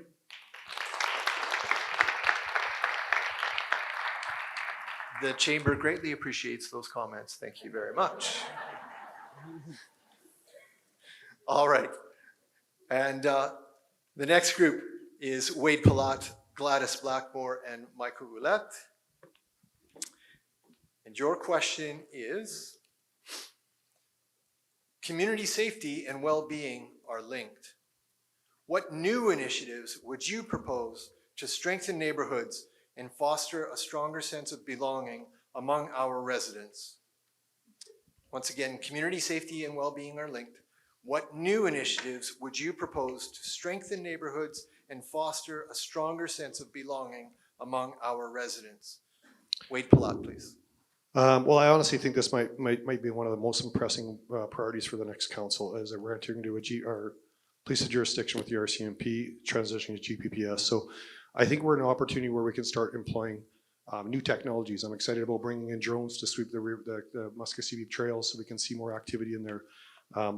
I think we're doing a better job, and I hope to do more integration with GPPS, the outreach programs, and the social agencies that they work with on a daily basis to build those stronger relationships in the community at that grassroots level as well. I also think we have to do a good job with our new members coming in to make sure they're integrated in the community and that they're active in the community. We've seen through the RCMP too many people that lived in our community for 1 or 2 years and transition out, and they just weren't engaged in the community. So I think active members in our community are going to bring forward more ideas.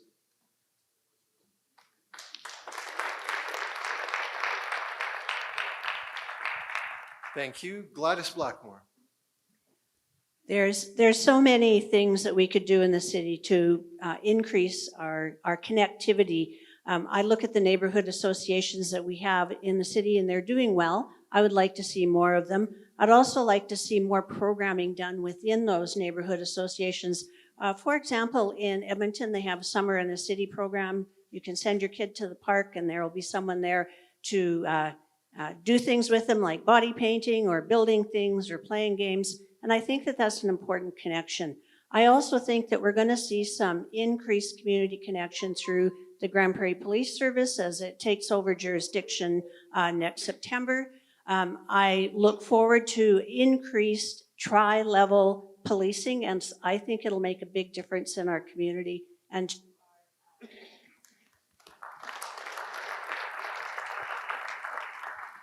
Michael Ouellette.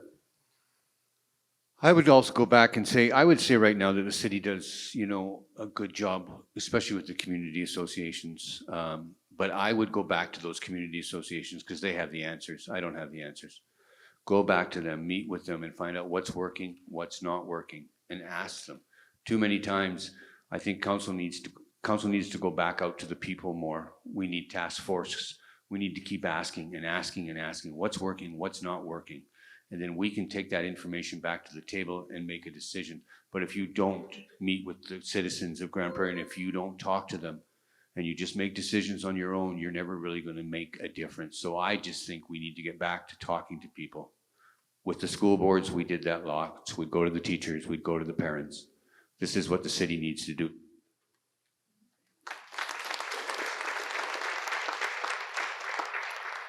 All right. Well, in an incredible turn of events, it's almost exactly 7:30, and we've now asked all the candidates, they've each answered an equal number of questions, so that's a perfect place to bring an end to the question period. Well done. Thank you very much.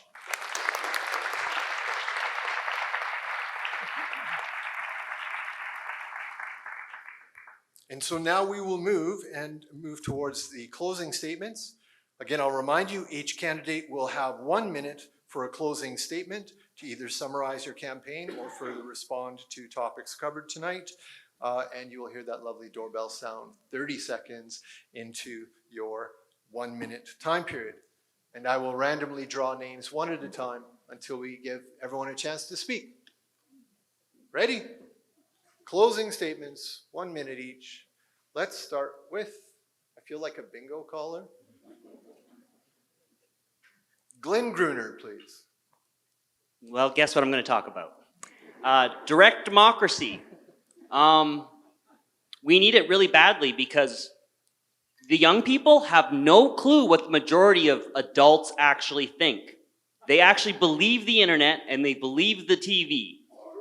Now, I got a job as a letter carrier 3 years ago, and my world exposure was mostly internet and TV.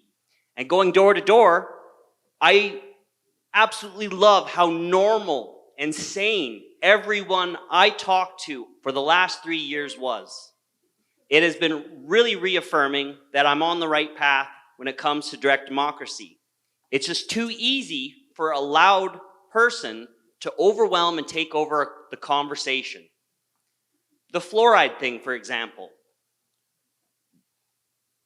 We have people admitting that they want to defer to the scientists, but at the same time, they don't know what the scientists are actually saying. And it's a mixed bag. That's how science is. Thank you very much.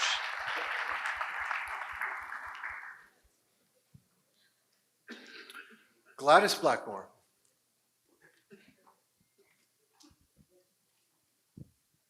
I support a working city for working people. People in Grande Prairie work hard, whether they are new to the workforce, raising young families, or active seniors. And we need a city that works just as hard for us. Good roads free of snow, recreation that meets our needs, and a budget that doesn't drain our wallets. I recognize that taxes strain family budgets. Council has worked hard to minimize tax increases over the last 4 years, bringing the city more in line with other municipalities. But this work is not done, and I will continue to advocate for responsible taxes. I also really support being united by a common goal. Our regional neighbors are important to us. Provincial and federal governments tend to forget the significant financial contributions that we in Northern Alberta make to our GDP. Over the past 4 years, the city, the county, and the MD have worked hard to build strong connections to each other, and I look forward to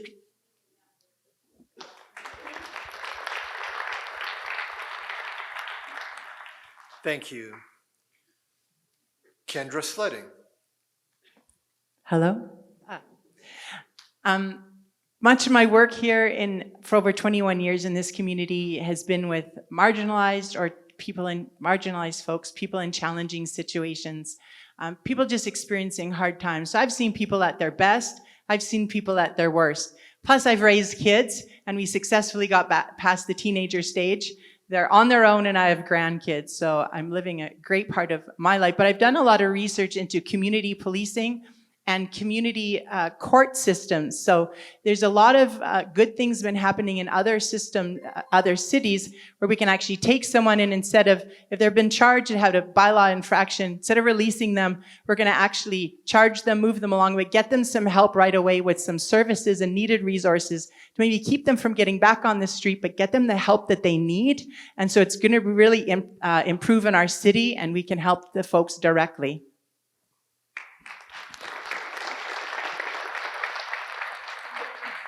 Thank you very much. Len Auger. Thank you. I am honored and grateful to be here, being able to show or let you know my interest to become a city councillor. I'm committed to serving Grande Prairie with integrity, experience, and deep connection to our community. My involvement in many different organizations and committees over the years has increased my level of understanding the processes required to have effective committees.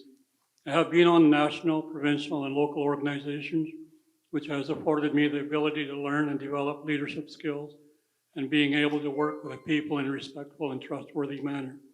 Whoever gets in council, we will all need to work in a positive, respectful manner, and I believe I can do that. I am familiar with the roles and responsibilities of a council member. I am familiar with the requirements to abide the Alberta Municipal guidelines, and I am familiar with emergency management organizations for communities. I believe that I have the skills, knowledge, and experience.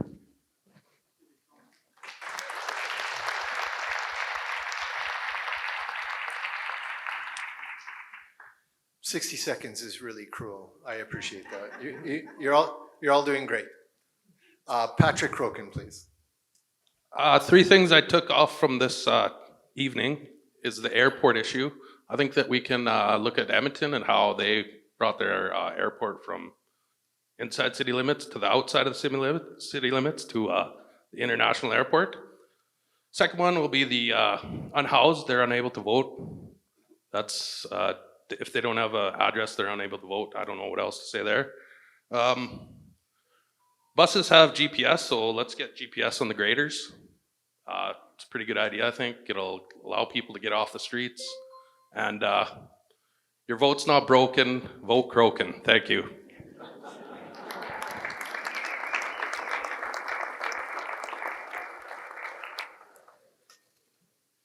Jenna Flack. Thank you. After talking with several people throughout my campaign, the number one concern that keeps coming up is poor communication from city government. The outcomes of poor communication are costly. Broken trust, misinformation, disconnected decision-making. We cannot float through another 4 years being disconnected and unengaged. It is time that we innovate new ways to talk to each other, new ways to work together and to support each other. I am passionate about having conversations and building stronger relationships within our community. I am passionate about setting a new tone at the council table, one rooted in respect, innovation, and community-first decision-making. I was born right across town in the QE2 hospital. I went to school here. Grande Prairie is my home. I'd love to keep pushing us in a positive direction. I'm very grateful to be here today, and vote Jenna Flack.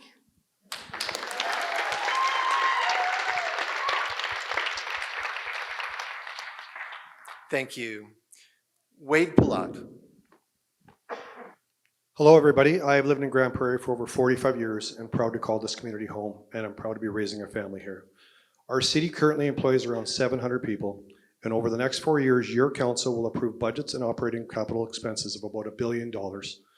As council's primary purposes are setting budgets, policies, and vision for your city, I believe experience and community involvement matter. Since the age of 21, I have been self-employed and started businesses that have ranged from retail, restaurants, development, and a home building company that built over 600 homes in this great community. I also have been able to serve as a public member on local boards and committees ranging from the Home Builders Association, the Chamber of Commerce, the Airport Commission, the Public Library, the Pursuit of Excellence, Big Brothers Big Sisters, and Grande Prairie Soccer Association. These experiences have taught me lots about budget, policy, and team building, giving me the confidence to ask the difficult questions on your behalf. So please vote Wade Plot so I can bring these experiences to council chambers. Thank you, and thank you for coming tonight and taking interest in our community.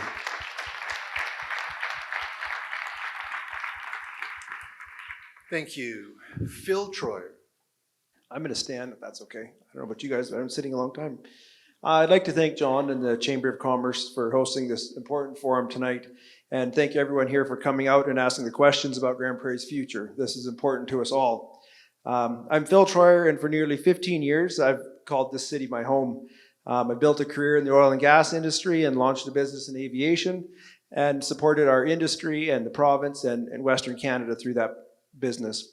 I know challenges residents and businesses of Grande Prairie face, and I also know the opportunities that our city can seize with the right leadership.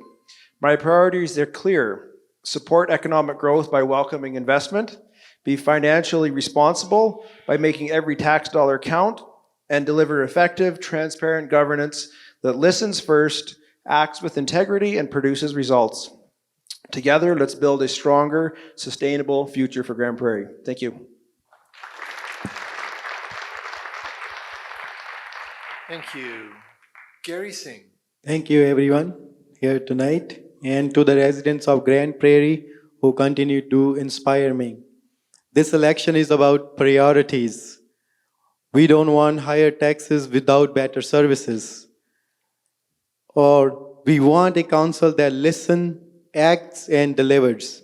I'm running to deliver safer streets, affordable taxes, strong families. With your support, I will bring common sense, accountability, and energy to the City Hall. I ask for your vote so we can make Grande Prairie a city where every family feels safe, supported, and proud to call home. Thank you.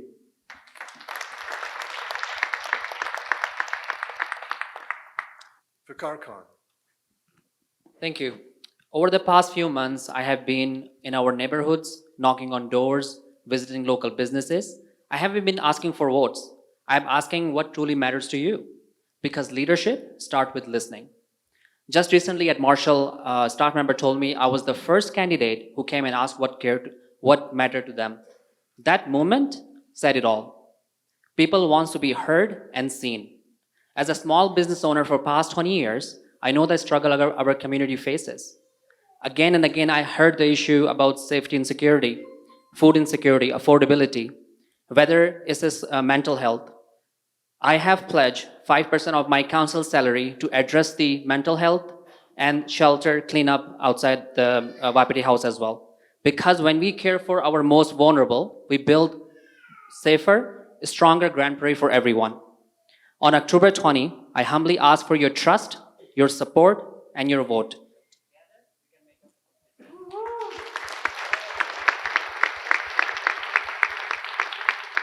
Thank you.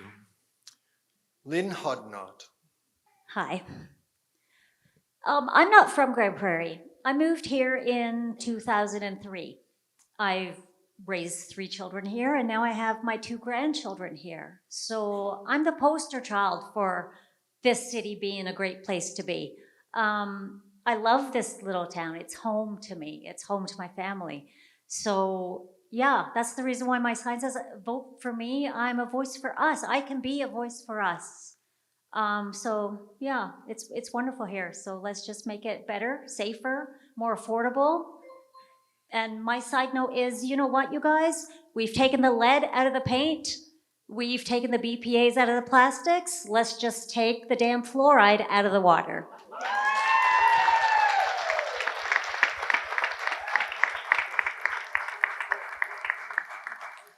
Thank you. Solomon Okefo. Thank you for coming today. 4 years ago, I ran, and 2,769 of you put their trust in me, but I was told that I wasn't known enough. So the past 4 years, I kept listening to Grande Prairie, and I've heard that your health and mental health matters much. I heard that safety matters to you, and I have also heard that affordability matters to you. And because I wanted to know how to serve you better, I went and took a program in Masters in Public Administration, though I already have another master's degree, because I wanted to know how to serve you better. This is not about me. This is about you. So if health matters to you, if mental health matters to you, if your safety matters, if affordability matters, make Solomon Okifo numero uno in your ballot box. If you can't make me number one, make number 2, 3, 4, 5, 6, 7, 8. By all means, make sure you have Solomon.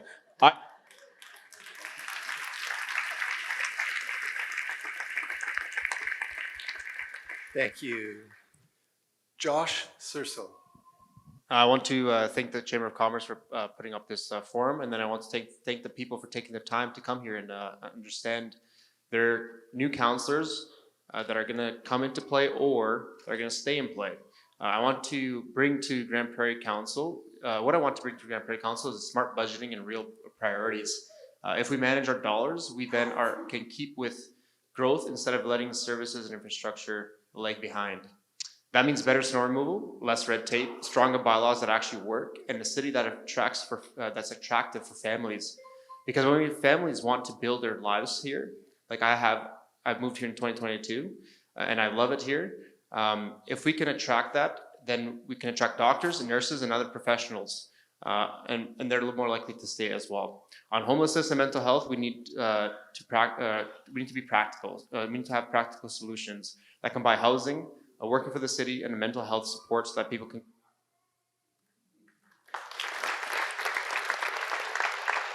Thank you, Josh. Rob Wasselsu.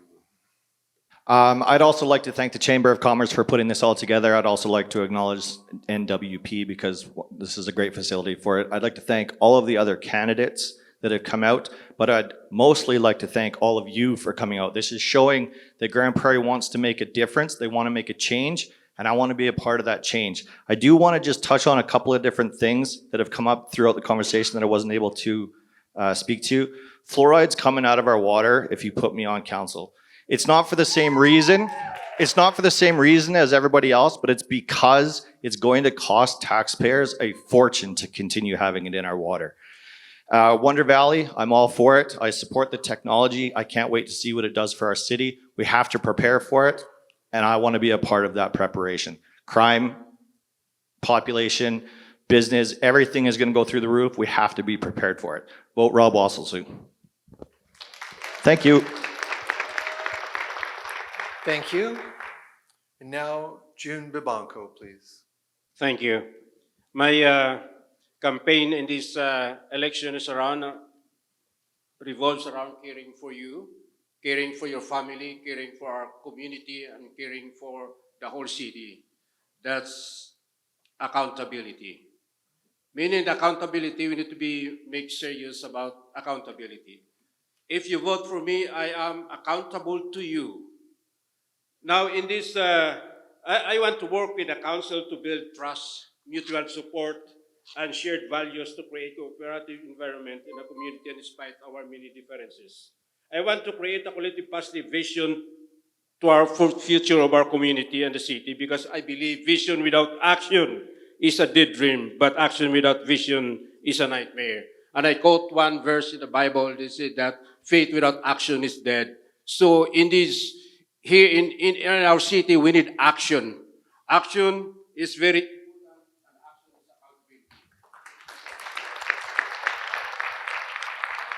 Thank you. Kevin O'Toole. Thank you very much. I am been a long-time resident here. I moved here in 1965. I've got my family, 3 children, my wife of 45 years coming up soon. But I do want to let you know that I'm a true believer in the Northwest Polytech and the stuff that they've done in the last number of years, but more importantly, the changes they've made in the last little while. I also promote our city anytime I get to Edmonton or Calgary to talk to the ministers or the premier. Community, I'd like to make sure that social housing as well as affordable housing for our residents is making sure it's happening. And we have a drug rehab center that's coming to Grande Prairie. They said that 2 years ago, and I'm going to keep pushing. It will be in the Claremont area, but we need that. It means too much to me to talk about it. Thank you. Thank you. Michael Ouellette, please. Thank you. Of course, I have a little speech here about everything that I do and what I can do, but I'm going to, and a friend of mine said, never go off script, but I'm going to go off script and So here I go. I think every one of us in this room, and I will do it tomorrow, is we need to go online and we need to find that report that administration brought back to City Council that they were going to increase our taxes by 7%. This is just an estimate that they're giving us, but we need a council that is going to say to administration, bring me back a zero increase budget, and then we can work from there. But if you're allowing 7 to come in, you know you're going to settle at 3.5. It's just like negotiating. So that's what we all need to do, is to see that report and see what 7% is. I cannot go without thanking two people, my good friend Laurie Trudeau, who's helped me a lot through this campaign, and of course my daughter, Autumn, somewhere up there. Thank you.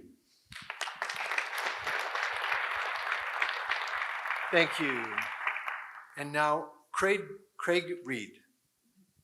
Okay, thank you. I'll stand too. 1 minute is kind of short, so visit Craig for gpfamilies.ca, because it's really about the families and affordability. And you get affordability by government efficiency. So how can we reduce government expenses? Each line item.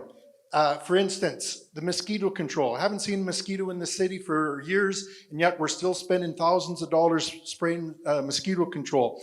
Pull out of the FCM. It's guided by the United Nations and stuff, and they're all about land use bylaws, high density housing, and net zero. Get our police commission elected by the next set of municipal elections, elected from the community, because all it does right now is promote government agenda. Without fair and equal application of the rule of law, everything else falls.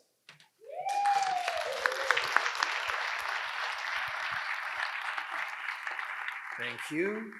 And now Grant Berg. I'm a builder, a bridge maker. The city I want to live in is advancing and innovative, not stagnating or in decline. I've built partnerships in business and on council, as I have done in the city for 34 years. A city doesn't grow that is not investing in itself. A city investing in itself is a signal to business that it's worth investing in, and for families to move here and invest in a home and a life. When I travel to municipal conferences, I see communities that have stopped investing in themselves and they're in decline. Home values drop, people leave. I am not interested in that kind of city. I am committed to sustained, manageable growth and investment in our city, a place where people want to live and take pride in, a city with services and amenities that deliver a quality of life worth staying for. Nothing in the council chambers gets done without four friends. Nothing gets planned and executed without a strong administration, and nothing gets done without a city worker or contractors. I'm here to build bridges and build community.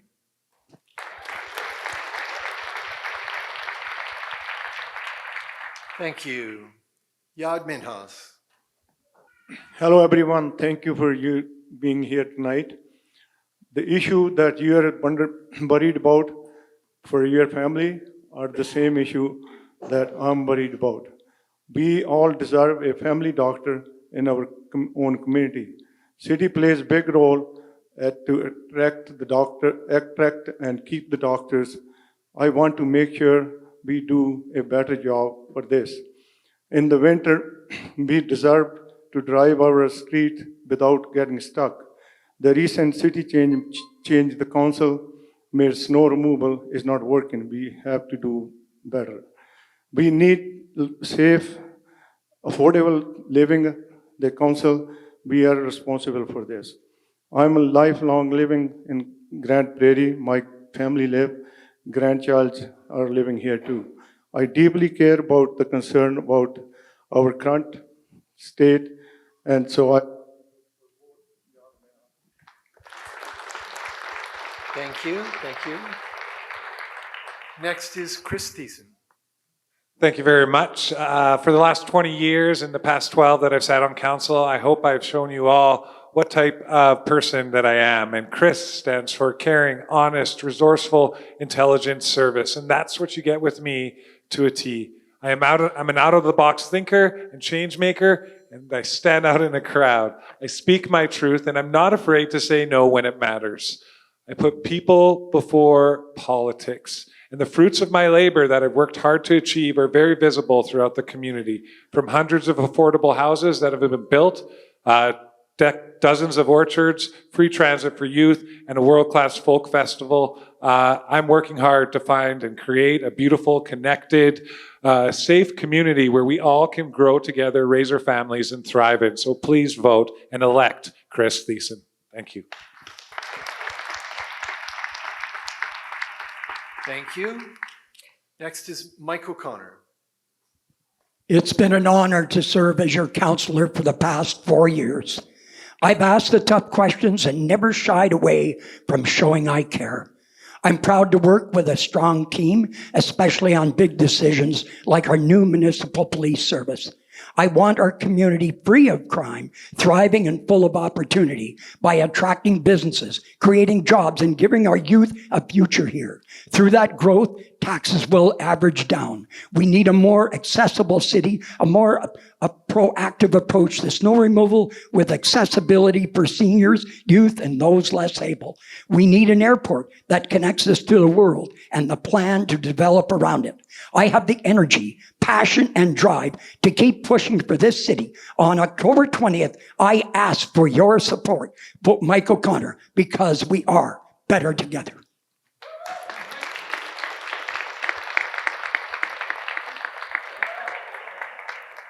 Thank you. Dylan Bressie. Well, I love Grande Prairie, but in a few short minutes, it's not possible to share my full vision for this place. That's why I really believe in publishing a full platform, something that I've done, and you can check out at bressie.ca. There, you can also learn about my work experience, operating small businesses, being a nonprofit director, working as a counselor that engages strongly with the community, and serving as a vice president of Alberta municipalities, where I get to learn about how cities across the country are run to bring good ideas home. I also love volunteering. I founded the Disc Golf Club, helped found a neighborhood association, serve on the away board so I could be part of addressing childhood poverty, and I also ran the ambassador program for the Alberta Summer and Winter Games. I do these things because Grande Prairie's been so good to me, and I want to give back. I want to collaborate with you to create even more opportunity for us, our neighbors, and our kids. Again, if you go to my website, bressie.ca, I've got a full platform of how to do that, as well as ways I've contributed in the past. Thank you for being here. Thank you for living in Grande Prairie with me. I love living together. I love the GP.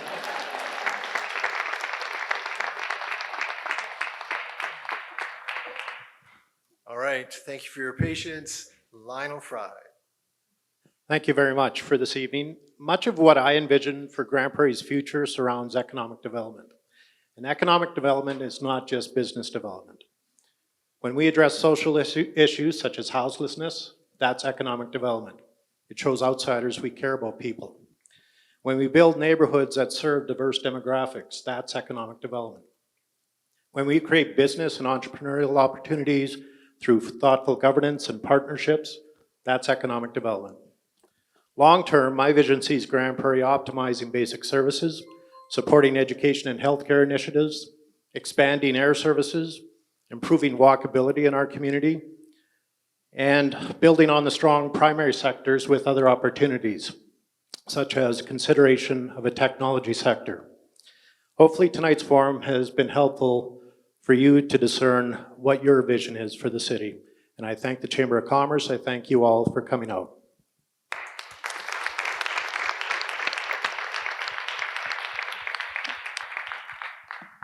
We did it. How was that for 2 hours? Well done, everyone. Thank you.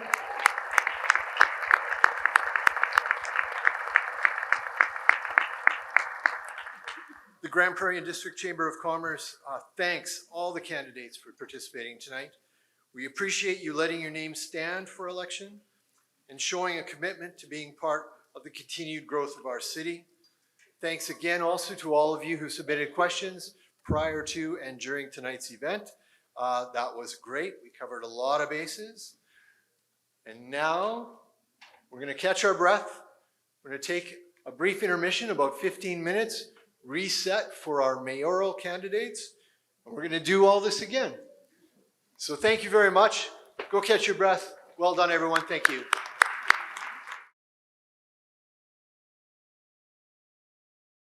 Thank you, everyone. Thank you, everyone, for sticking around. As noted, we're now going to move on to the forum with our candidates for mayor. The format is slightly different. We're generously going to give each candidate 1 minute for an opening statement to summarize their platform. And during the question period, what we're going to do is we're going to address each question to 4 candidates. Again, I'll draw them at random, and then the next question will go to the remaining 4, and we'll carry on in that manner. As before, I reserve the right to limit the number of questions pertaining to the same issue. Any questions deemed inappropriate, offensive, and derogatory, or that would seem to attack the integrity of any candidate or individual will be ruled out of order.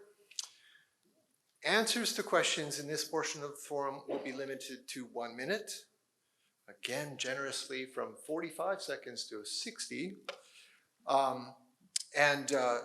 The entire question period will be limited to 70 minutes. You will hear that wonderful chime at 30 seconds. And at 60 seconds, your mic will turn off. And then the candidates will each have an opportunity after the question period for closing statements to respond to issues that have been presented to the forum or summarize their platform. And those statements will be 2 minutes each. All right. Any questions about that? We got a pretty good feel for it. The councillors, candidates did a great job. I'm going to try really hard to get us out of here. Get the question period done by 9:30. All right? So let me quickly introduce who we have in front of you today. In alphabetical order, please welcome Christopher Arcand, Dirk Babunga, Jackie Clayton, James Flack, Jason Jones, Chris Kenny, Charlene Nelson, and Brian Patrician.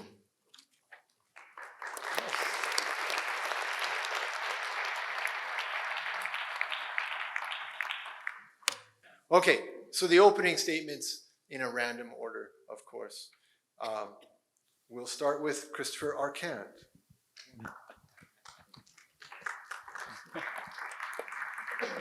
Hi, everybody. Thank you for being here tonight. My name is Christopher Arcand, and I am proud to be running for Mayor Grande Prairie. I was born and raised here, and like so many of you, I want to see our city thrive, not just today, but for generations that follow. I'm not a career politician. I'm somebody who believes in practical solutions, transparency, and accountability. I believe that the city leadership should focus on the fundamentals, keeping our community safe, ensuring tax dollars are invested wisely, creating opportunities that support families and businesses and future growth. Grande Prairie already runs on a lean budget, and I do not support raising taxes. Instead, I will focus on investing smarter, prioritizing infrastructure, community safety, and preventative approaches that address challenges before they grow into crises. Most importantly, I am committed to listening to my late father used to tell me, God gave you 2 ears and 1 mouth. What do you think he wants you to do more of? Leadership isn't about a person having all the answers. It's about bringing people together, respecting different perspectives, and bringing solutions as a community. I'm running because I believe Grande Prairie's potential, and I want to make our city, I want to make sure our city remains a place.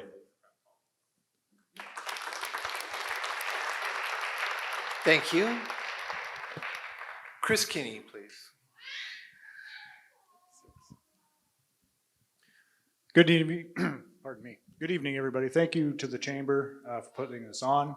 What a tremendous turnout we have, which is fantastic to see everybody coming out to get some questions for those answers to those questions, I should say. My name is Chris Kinney. I've been in Grande Prairie since 1996. I graduated high school here and continued to work and raise a family. This city has provided for me, and I choose to provide back by putting my name up for candidacy in this election.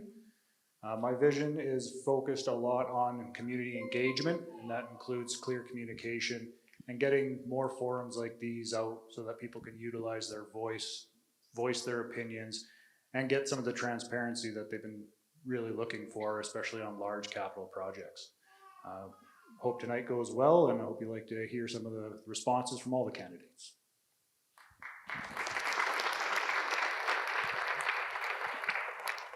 Jason Jones. Good evening, everyone. Thank you, Chamber of Commerce, for arranging this event.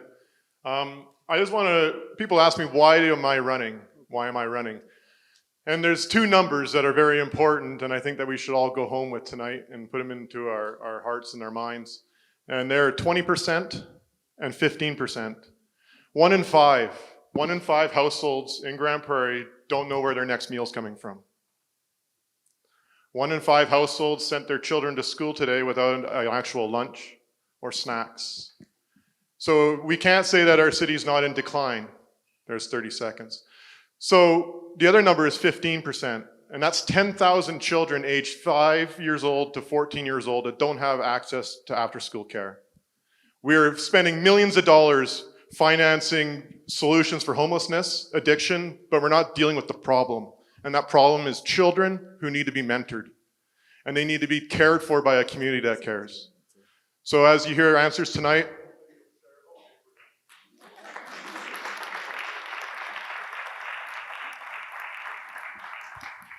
Okay, thank you. And as much as I appreciate the passion, if you stand up, what happens is you get out of the range of the camera, and so that part won't be televised or captured in the recording. So I would encourage you to just stay where you are. The camera is coming to you, and we'll see you clearly. Jackie Clayton, please. Thank you. I believe in Grande Prairie, in our progress, our potential, and the future we're building together.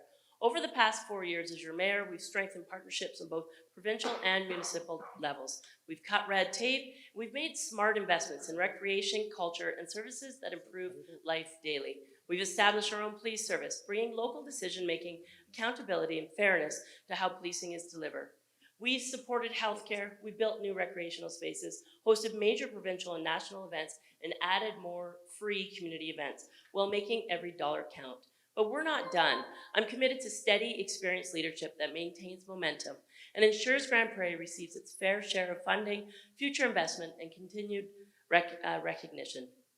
Together, we'll grow a city that is safe, welcoming, and full of opportunity. This is a city where families thrive and businesses succeed. Let's keep building Grande Prairie to be a place we're proud to call home. Let's keep moving forward together.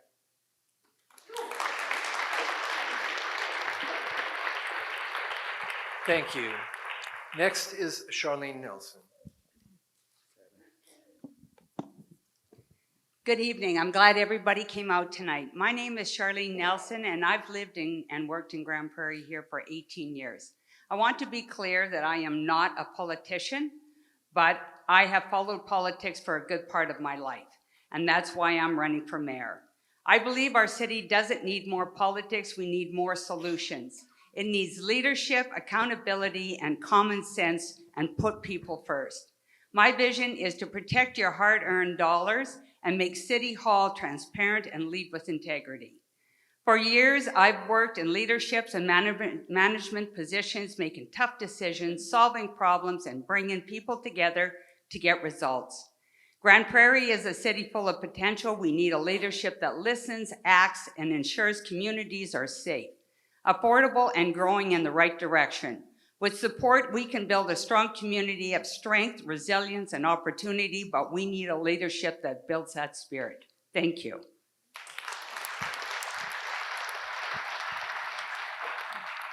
Thank you.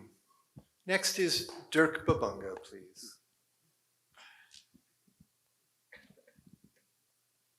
Well, first of all, my name is French, and it's pronounced Duke in English. Oh. So to start, my dear brothers and sisters, respected elders, friends, and fellow citizens, I stand before you today humbled by your trust and inspired by the possibility that lies ahead of our community. I am contesting for mayor because I believe our city deserves leadership and truly listens, truly cares, and truly works for the people. Too often, we have seen promises made during elections, but after the votes are counted, those promises fade away. I am running because I want to change that story. Leadership is not about titles, it's about service. I want to serve you with honesty, with integrity, and with deep commitment to improve the daily lives of every one of us. I am contesting for mayor because I have a vision. Thank you. And so to be clear, you said Duke? Yeah, Duke. All right. Thank you for straightening that out. I appreciate that. Next is Brian Patrician. Good evening, everybody. My name is Brian Patrician. I moved up to Grande Prairie in 2005, born and raised in Alberta. I believe City Hall needs to get back to the everyday needs of the people. There's too much that I see that we're striving into the clouds and forgetting about maintenance and the everyday needs of the taxpayers. I come from a family of farmers and oil field industry, so I'm not afraid to get my hands dirty and go in there and do the work for the people. I believe our focus should be on road cleaning, park upgrades, trails and parks. That's why I'm running for mayor for the 2025 election. Thank you.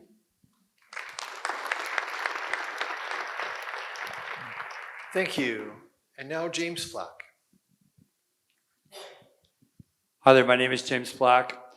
I'm coming to you for mayor as I deal with more people and interact with more people than the entire city services and City Hall on a daily basis.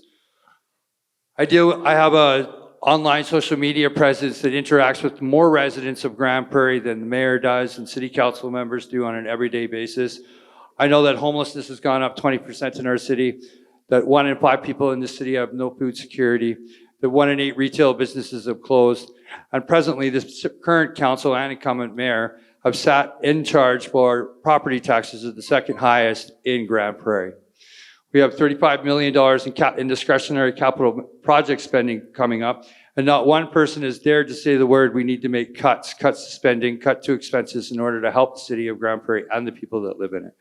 I am that candidate, the candidate that will make the hard choices, the hard decisions, so that we can be efficient and return back to a progressive city, one where our property taxes are not.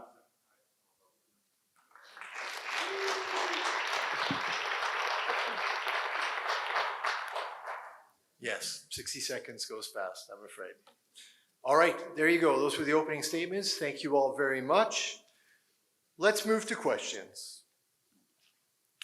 So again, I will draw 4 names and direct the question to those 4, and then the second question will go to the next 4. So, Jason Jones, Duke Babanga, Christopher Arcand, and Brian Patrician. This question is for you. Safe, well-serviced communities are central to economic prosperity. What investments in public safety, transportation, and core infrastructure will you prioritize to support community and business vitality? Once again, what investments in public safety, transportation, and core infrastructure will you prioritize to support community and business vitality? Jason, go ahead. So, that's loud. Our main focus needs to be on expanding access on transit services, and I'll explain with a quick story. I worked with an individual, an Indigenous fellow who had a criminal record. Worked with him on workforce development. He needed $25 an hour to support his family. So we found him a job out in McRae Industrial Park. Unfortunately, the closest bus stop is Humpty's. That man walked to work every day for a week, but he always arrived late and he lost his job. What happened afterwards is his wife took his children, and now he's on the streets. And it could all have been changed by a simple transit stop or even an on-demand service. How does that relate to businesses? Because we also have to balance social with that, fiscal responsibility. Well, you'll get better access to labor market if the bus stops close to your business. You know, you're going to be able to have access to the labor market that can't come out there.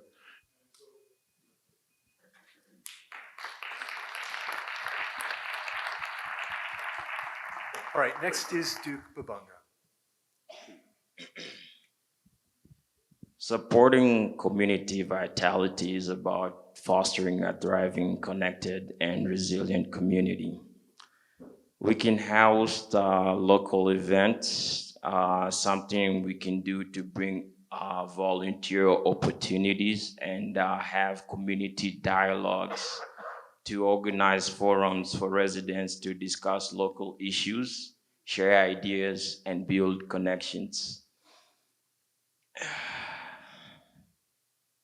We should also focus on the social well-being. So that's having accessible services. I'm a big advocate for community service that support health, education, and social needs. Youth engagement is something that we need to develop that empowers young people in Grande Prairie through sports, arts, and leadership opportunities. Inclusivity, foster a welcome.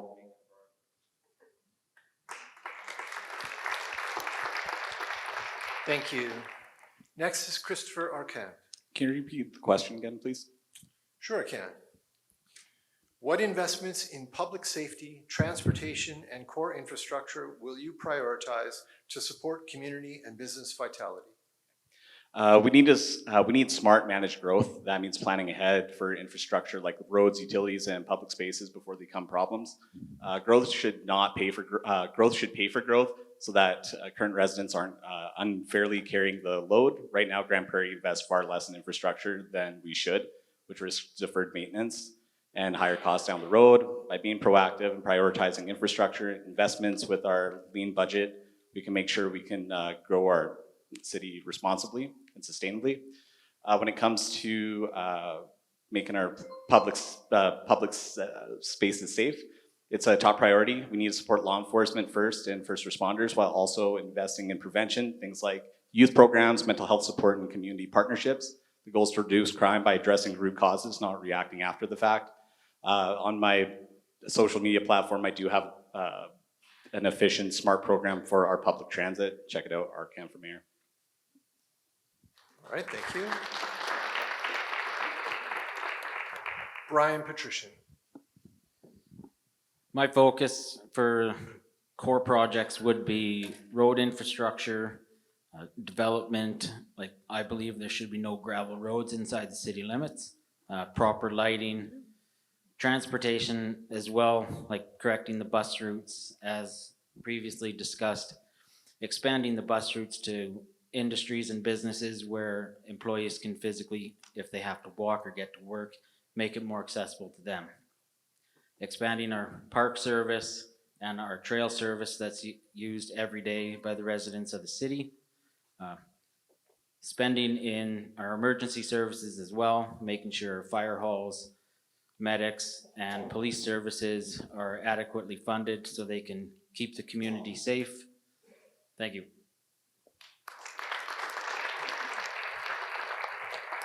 All right, thank you all for that. And so now I will move to a new question. I will direct it to the remaining 4 candidates in this order: Chris Kinney, James Flack, Jackie Clayton, and Charlene Nelson. The next question is, housing affordability remains a growing challenge for workers and families. How will you work to expand affordable housing options and support developments that meet the evolving needs of the workforce? Chris, please. So housing's an interesting one because it captures a whole different demographics throughout the city. We have seniors that are going to need additional housing as time goes on, maybe through assisted living.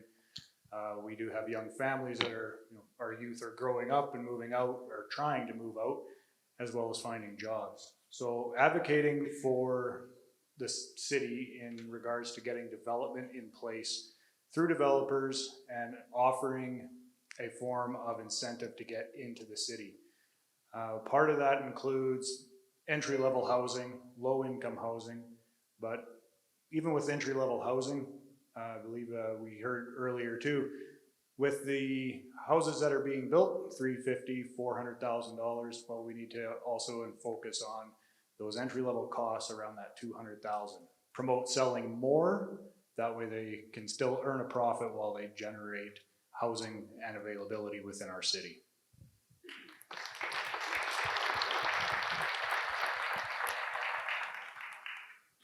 James Flack. I think when it comes to developing housing and creating affordable housing, it's kind of twofold because you're dealing with a market and it's a market-based system. And if there's not a demand for it, then it's not going to be built. The demand is there for higher end.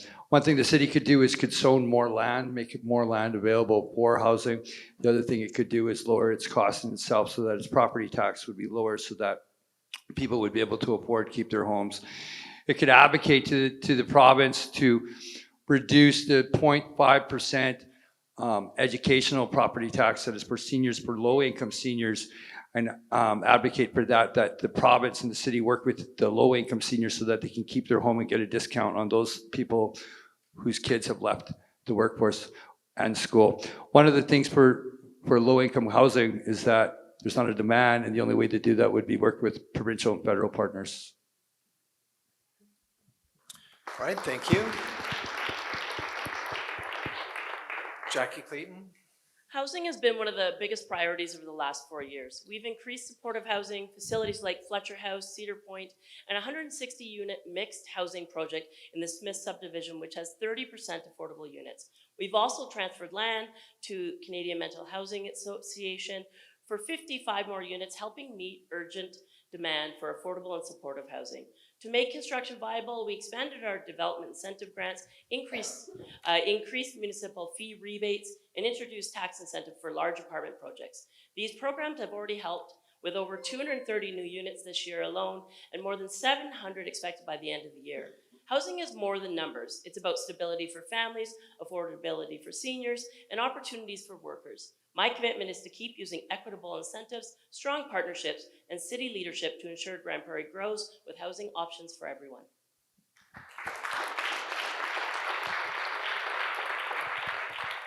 Thank you. Charlene Nelson. Hi, I agree with all the candidates here about this, but I'm going to follow this one with my heart. Unfortunately, we are getting to have more of a population growth than we are with housing, but the problem with that is zoning. We can't just build a house wherever we want. We need to go through the proper channels in order to build those infrastructures. And it also comes with not everybody can afford the interest rates that are out there to be able to apply to have a home. So a lot of us are struggling to live in apartments which are high rent and just barely getting by, not being able to put the food on the table. So it is a concern that the housing is going to become a problem, and it will become a problem for the next 5 years. We've got to seriously look at how we're going to structure this so everybody has a place to live.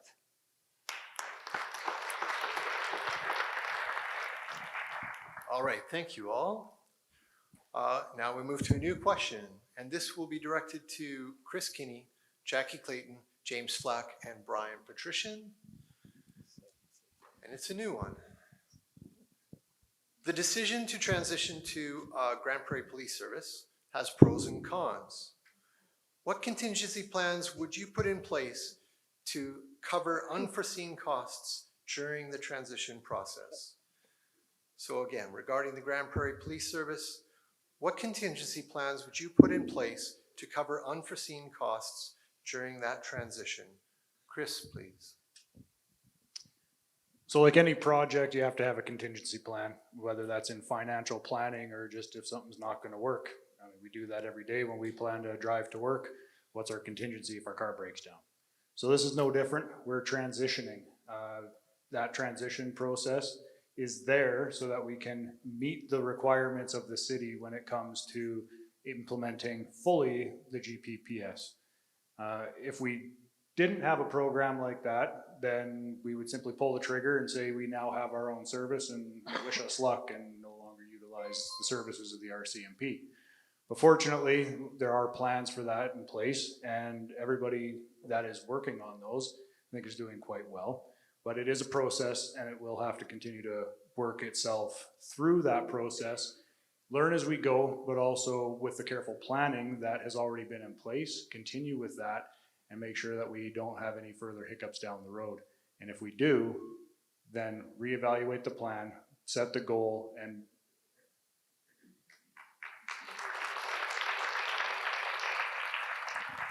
Jackie?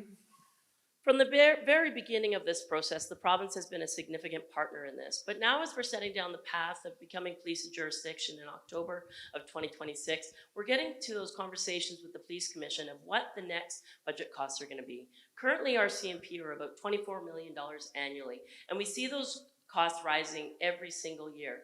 When we work with the Police Commission and work with our local police detachment, we'll be able to see what exactly our needs are. Those needs have significant costs, but those conversations need to happen because we expect that with local oversight, local input, and local solutions, there will be an opportunity for conversations where we can tweak that budget so that it fits within our means. We're looking forward to a day when we have a full complement of Grande Prairie Police Service. However, that can't come at all costs. It needs to be within our means, and it needs to be affordable but responsive to our community.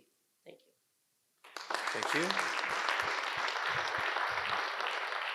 And I'll just gently remind everyone, don't let the mic fall too far away. Try to keep it close, just so that the recording is clear for everyone. James Flack.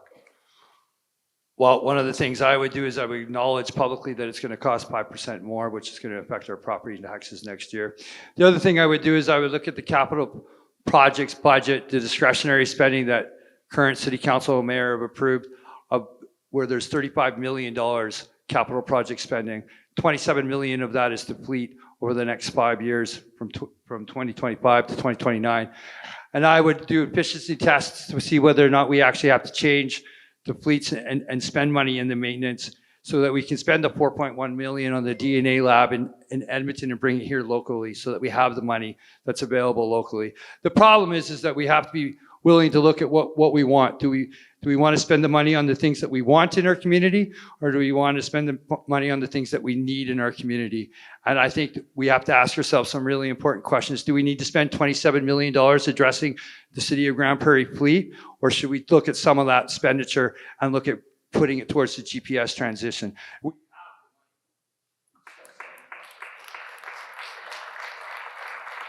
Okay, and Brian Patricia. Contingency plans.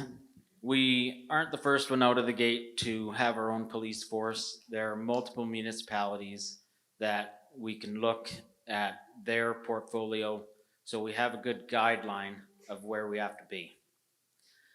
I agree with Jackie, we can speak with the commissioner, we can have everything set out.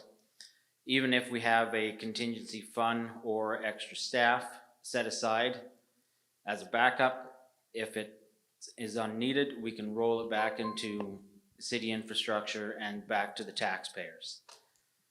Our position here for our local police is just to keep the streets safe and everybody home comfortable so they can live out their everyday lives and be happy to be in Grande Prairie. Thank you, everyone. All right, so the next question we'll go to Christopher Arcand, Duke Babunga, Charlene Nelson, and Jason Jones. And the question is, understanding the impact of taxes and fees is critical to sound policymaking. How will you ensure municipal taxes, levies, and fees are regularly assessed for their impact on business competitiveness and growth? How will you ensure municipal taxes, levies, and fees are regularly assessed for their impact on business competitiveness and growth? Christopher, please. Well, the first thing I would look at for how we can track it is by using KPIs and looking at them on a regular basis, maybe on a quarterly basis. How we can look at our spending is we can also try to reduce our spending, but we do run on a lean budget. So it's important that we invest smartly with every tax dollar. And that means reallocating and not raising taxes. Like, for example, projects like maybe like playgrounds, fiber studies, or urbanist forest planting can be phased over the next 2 to 3 years.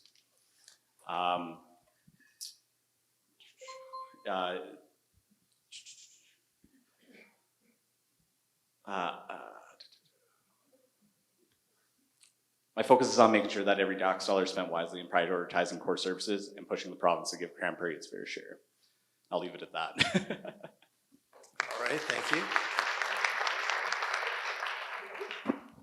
Duke Babunga? Can you repeat the question, please? Sure. How will you ensure municipal taxes, levies, and fees are regularly assessed for their impact on business competitiveness and growth? Well, ensuring municipal taxes are accessible involves transparency, clarity, and user-friendly process. I believe in clear communication. We can provide straightforward information on tax calculation, payment methods, and deadlines. One thing I really believe on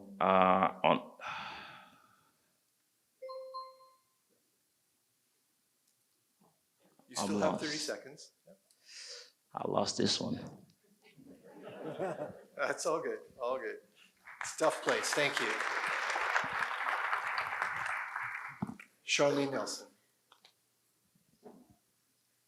Well, what we have to do is do regular audits, and I know that the City Hall is already doing that, but we have to make sure that when we look at these taxes, is it something that we gotta work towards? Is it a want or a need? We gotta go back to the basics where businesses, when we're moving forward, and as well as residents, is that we're not hitting with the cost.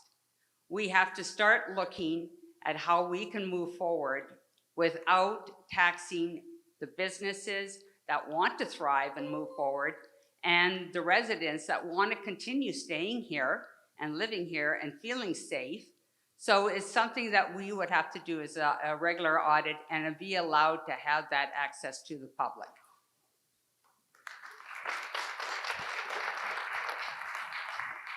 Okay, and Jason.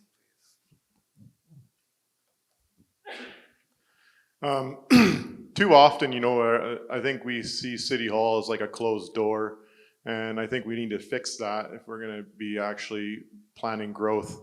So my plan is to formally establish a Mayor's Advisory Council, and on that advisory council, there'll be frontline workers from healthcare, frontline workers in the trades, and frontline workers, business owners, and developers. Anyone who wants to contribute to expansive growth, and it's going to be a binding council. So any recommendations from that council will be forwarded to City Council and have to have a formal response in 60 days.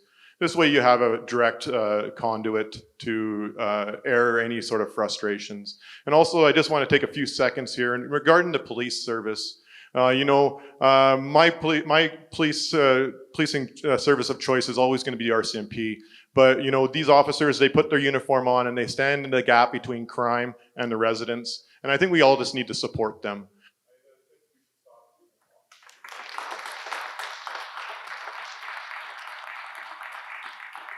Okay, thank you all. We're gonna move to a new question now. And this will go to Brian Patrician, Duke Babunga, Jason Jones, and Charlene Nelson. The question is, red tape and regulatory delays stifle investment and growth. What specific actions will you take to reduce bureaucratic hurdles in permitting, licensing, and approvals, making it easier to do business in our community? Again, what specific actions will you take to reduce bureaucratic hurdles in permitting, licensing, and approvals to make it easier to do business in our community? Brian Patrician, please. To start reducing the red tape for businesses for getting permits or progressing with their everyday system, we may look into you should look into combining certain permit processes, like for contractors or developers that are building houses, like if their demolition permit and building and zoning, if we can combine all that, we just eliminate the red tape. It's more of a direct approach and quicker in and out and gets more production in the city. Works together with our affordable homes and getting everybody to work. Everybody needs a place to live, and it'll help decrease the high rent that we pay in this city.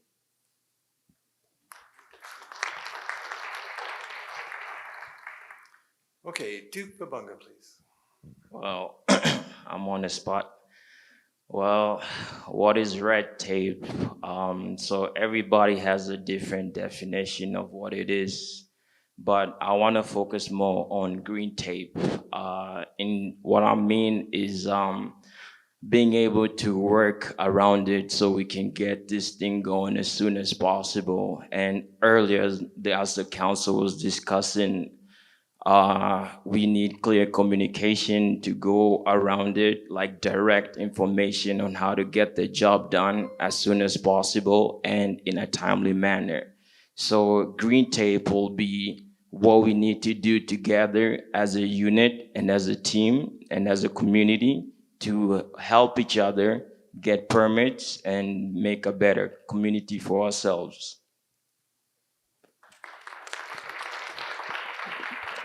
Thank you.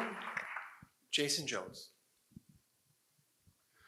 Reducing red tape is always a priority if you want to have business growth and a good business environment. The best people that can help us with that is the Canadian Federation of Independent Business. They have an actual red tape task force. So we can probably draw some wisdom from them and actually ask a professional where we should work at first. De-risking development is very important. We want people to build houses, but we don't de-risk that development. So I think we should look at maybe a graduated taxation system for developers, so they can break ground and they can get things subdivided and going. And then we gradually increase the taxation on that, so we're de-risking it for them. As long as a portion of that development is non-market housing. So, we're talking about $300,000 homes. Well, as long as a portion of that development is in that zone, we could actually work with them to de-risk that through it.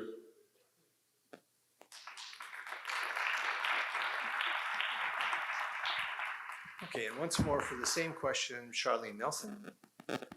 So like the council said earlier, they have speeded up the red tape. And maybe, what direction does a person go to? What department do they actually go to? Maybe it is simpler. We seem to do everything online today. So why can't we register or, apply for a permit online? I mean, we pay everything online, so why can't we register a permit online? We got to look at the easy things where we are going to avoid to always have traffic out there and congestion. So we're all on computers, we're all on our phones, so why can't we just move forward? And I agree with council. The red tape has been moving faster. The zoning still might be an issue.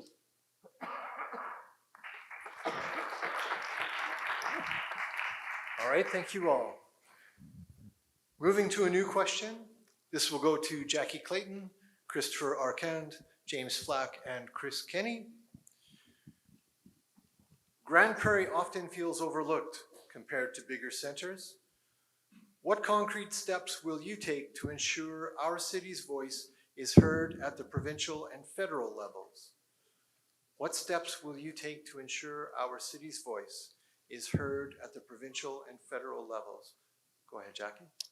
This is something I take a ton of great pride in. This council worked extremely hard to strengthen relationships across the province, across the country, and really to make sure that Grande Prairie was invited to every single table. We weren't left out and we weren't forgotten about. We advocated strongly for healthcare investment, and you've seen the Northern Alberta Medical Program put into place. We advocate regularly about electricity distribution, bringing municipalities together and industry together to talk about the detriment that the province has put us under the disparity of electricity distribution. We advocate with our municipal partners, and our relationships in the region are stronger than they've ever been because of our collaboration and our approach that what's good for the region is good for the city.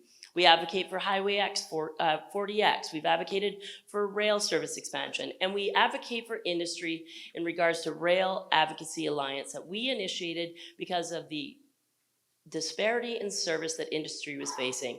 So having this multi-level approach of advocacy is something that we will continue to do. It's essential to our...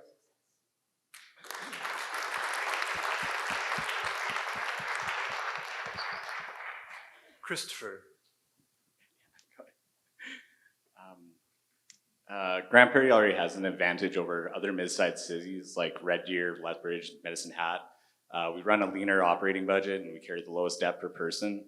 That shows us that we're disciplined, but it also means that we've held back on some important investments.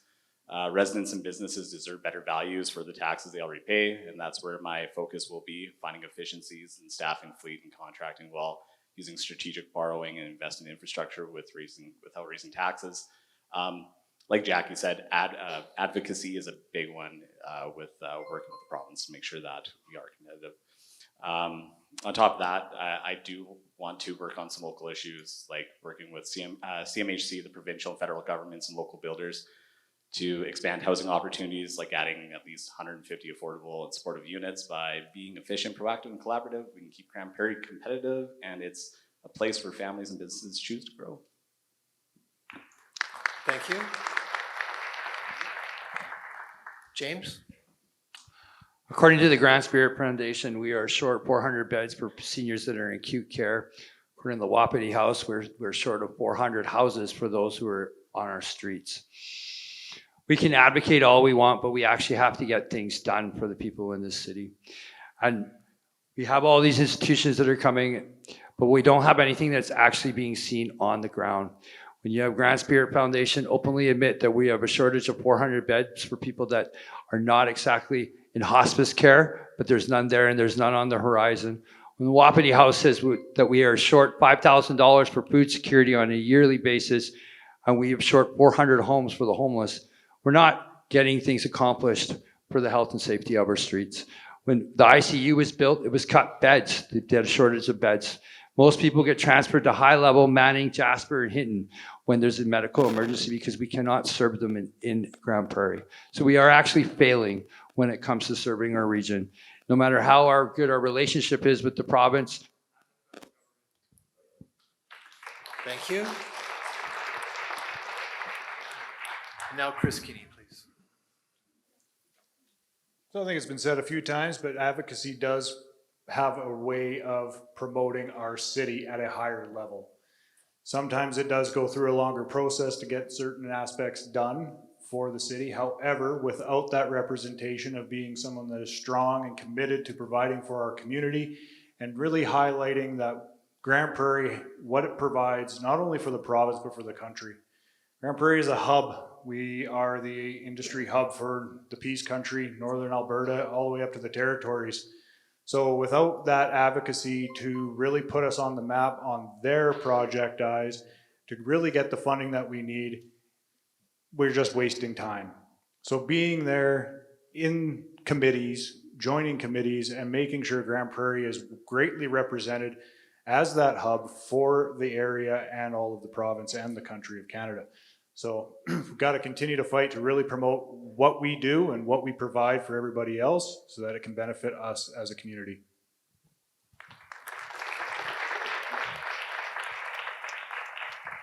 Thank you. Moving to a new question. I will direct this question to Christopher Arcand, Duke Babunga, James Flack, and Jackie Clayton.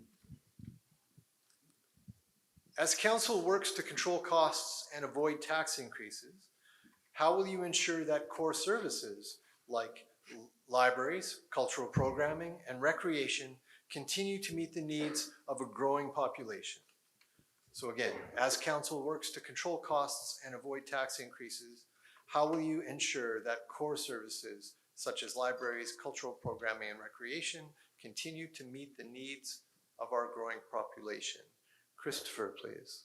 My focus will be on making sure every tax dollar is spent wisely by prioritizing the core services and pushing the province to give Grande Prairie its fair share, since we are the economic hub in the north, without putting more burden on the residents. At the same time, we can support local businesses and grow our tax base through smart incentives. For example, reducing vacancies, streamlining permits, and offering targeted support to small businesses. By strengthening our local economy, we can generate new revenue without raising taxes, while also protecting vulnerable residents from being pushed out.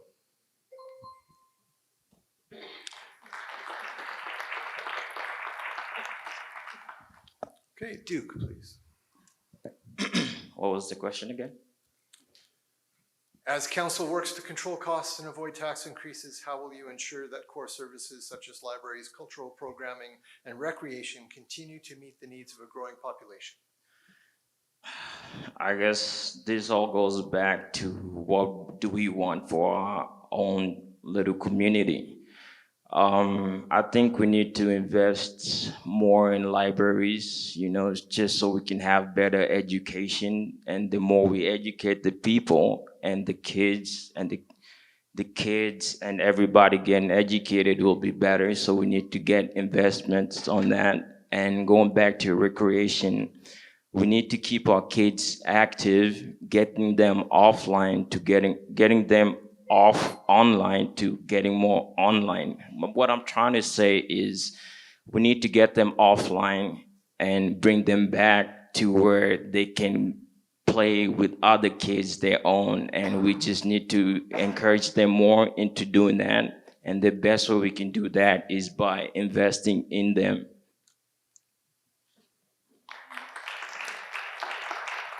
Thank you. James Black. One of the things that we could do is we could advocate for our partners in county and other areas to pay for their first share. The Grande Prairie Art Gallery, the city of Grande Prairie subsidized it at $389,000. The MD Greenview and the county only pay something about $80,000 to $50,000. And they serve 200,000 people in the whole region. We can advocate for our partners to pay for more share. The one thing that we can do is we can just look at discretionary cuts, maintain our core services, cut council spending on our council expenses, and do efficiency audits in terms of what we need to cut. There's not been efficiency audits within City Hall. So how do we know what we actually should cut in terms of our services, in terms of our programs? I don't think we should cut services or programs, but I think we need to do efficiency audits. Through efficiency audits, we could clear up $3 to $5 million in savings in finding it when we figure out where our wasted money is going. We have a $270 million budget. Okay, thank you.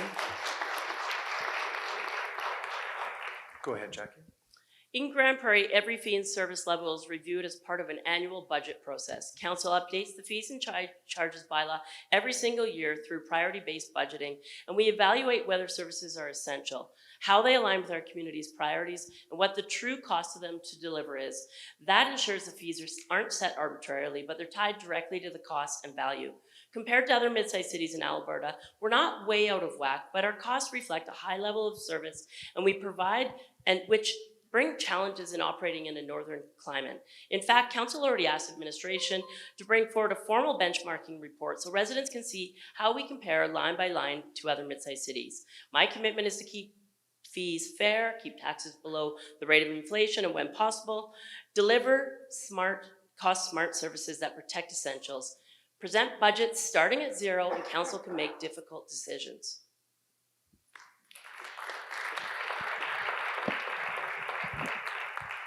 Thank you all for that.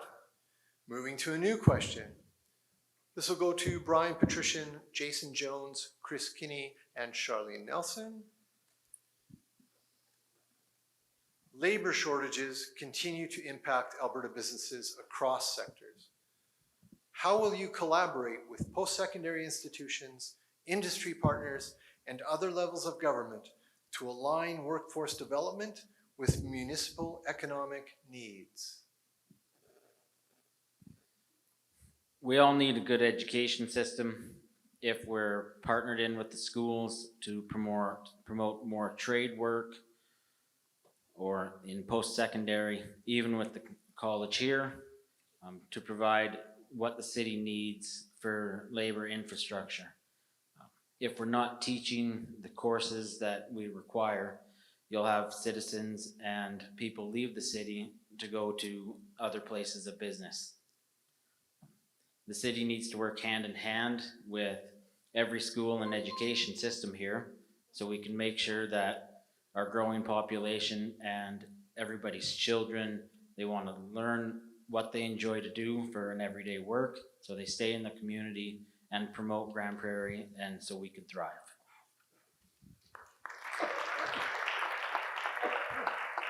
Thank you. Jason Jones. I'm just going to say it. There's about 200 to 350 undocumented workers working in Grande Prairie right now, and they need to go home. And we need to work with Canadian Border Security Agency to have inland enforcement come and remove them. That way that we have 200 to 350 jobs as soon as they're gone. that's just the reality of it. They're not taxpayers, and we want to have those jobs for taxpayers. Also, too, is we need to look at expanding our technology wings, build off of what NWP has started building here. We can work with creating industries like manufacturing and food processing, which have federal monies attached to it for innovation and technological research and development. So I think there's a lot of opportunities where we could create research jobs if we acquire the right funding and grants and interest-free loans from the federal government. They're given away anyways, and it's our money, we might as well get it back. And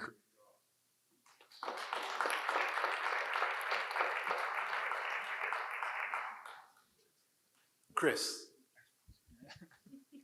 It was me. So labor shortages. Always ask the question, where are we shorted labor? You know, a while ago it was trades, and I think it's still there. Building those jobs in this city, that's going to be a big one. And that goes right back to promoting investment back into the city, starting these companies, and for making Grande Prairie appeal to them. We have a wonderful facility that we're all sitting in right now. They have wonderful programs. Are they full all the time? I'm sure we can get more people in here. But in order to do so, we do have to look at and really get the necessary funding and maybe some additional scholarships from federal government, provincial government, but also start getting industries more involved in that as well. We have a massive oil and gas. We have a great forestry program within the area. We're looking at a data center, an AI data center coming down the pipes. So more education programs surrounded with the needs of the growing community, and then really promote that through education.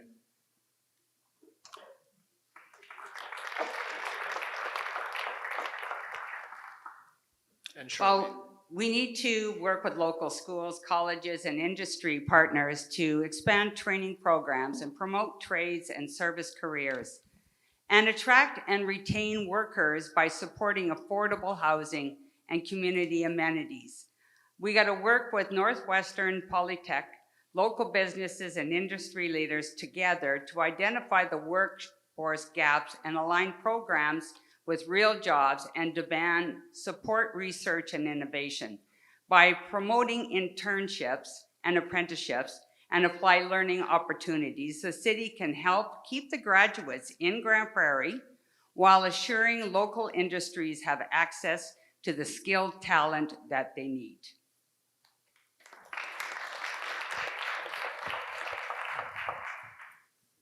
Thank you very much. Okay, new question.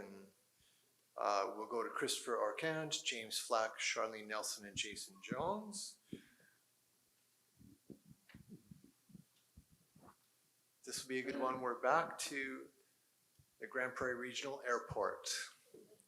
Okay, so this question was asked of the councillors. The airport is operated and governed by the Grande Prairie Airport Commission on the city's behalf. Recently, due to some imminent large-scale projects, the adequacy of our regional airport has become a topic of concern.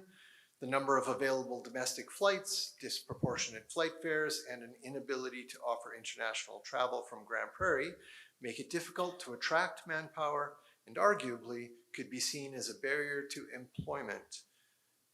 How would you address this issue? Christopher. I think Kevin O'Toole said it best. It's more, when it comes to flights, it's more of a supply and demand thing out of our community. And I mean, most of our flights really are to Calgary, to the international airport there, and as well as Edmonton. How can we address the issue? I honestly don't know. That would be something that should be talked amongst the residents so we can come up with a solution. Okay, thank you. James.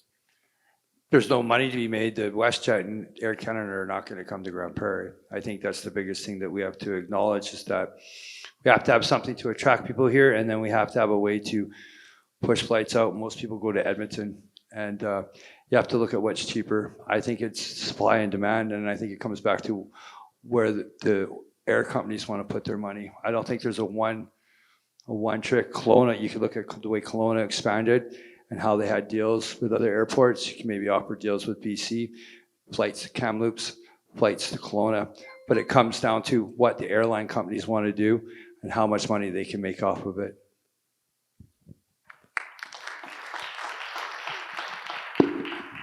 Thank you. Charlene? Yes, it seems to be quite an issue. We're looking now where we figure it's only a 5-hour drive just to go to Edmonton for a drive versus spending $1,400 for 2 round trip with WestJet. So I think we've got to search out other industries, like Porter is one that doesn't seem to be raising their rates and are efficient. And we used to have where we had the 737s actually come into Grande Prairie.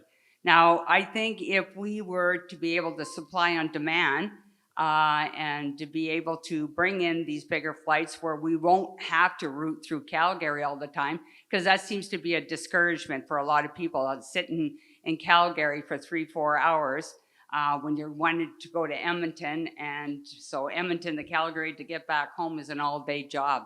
So I think we got to research how we can make that more efficient and maybe bring in another airline.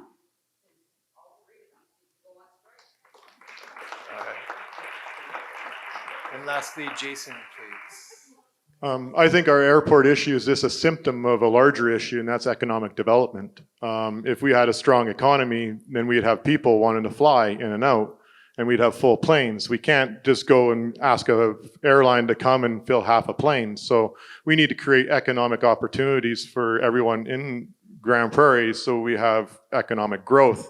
That's how we get the airport problem solved, is by usage and money in our pockets. We can also look at the airport as a revenue source. You know, we can look at it as a reconciliation source as well. We could look at building a drone corridor that does remote deliveries of essential supplies out to First Nation settlements or out to workplaces. And we can make revenue off of that. And we can bring technological jobs to our youth and retain them here. We need to grow Grande Prairie. That's how we fix our airport problem. Grow Grande Prairie, grow Grande Prairie.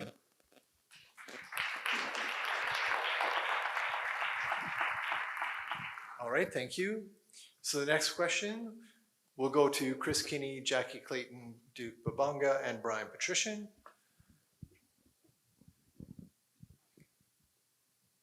What will you do to help get fiber optic internet across our entire city?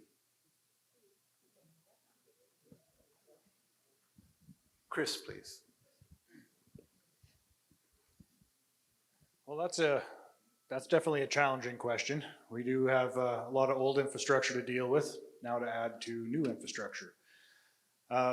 Companies, third-party companies are the ones that are putting together a lot of this.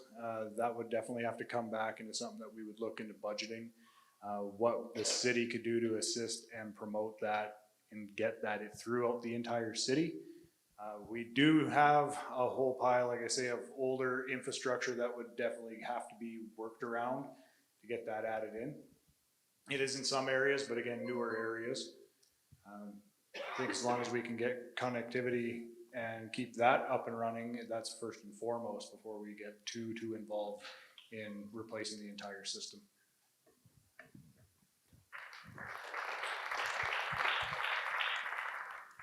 Jackie? The fiber is a difficult situation. This term we assessed through a fiber optics fee rebate program where the alignment could be initiated between July 1st of 2024 and the end of 2025, promoting the expansion of broadband. We went to market to find partners to see what was possible. Those conversations are based on demand, and it's not a simple solution. New facilities and new developments in our community will be situated with fiber. We had TELUS come to our community twice and say they were coming with fiber and not come.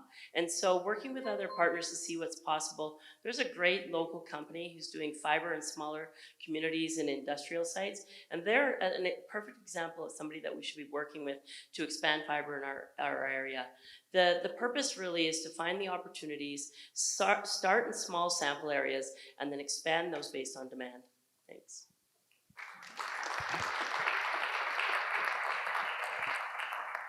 Duke? And I'm sorry for being a nuisance. Can you repeat your question again? What will you do to help get fiber optic internet citywide? Well, just what Jackie said was a really good thing where we need to, so fiber optics, it's something that will just take us to the next level when you have access to information and technology at a faster rate.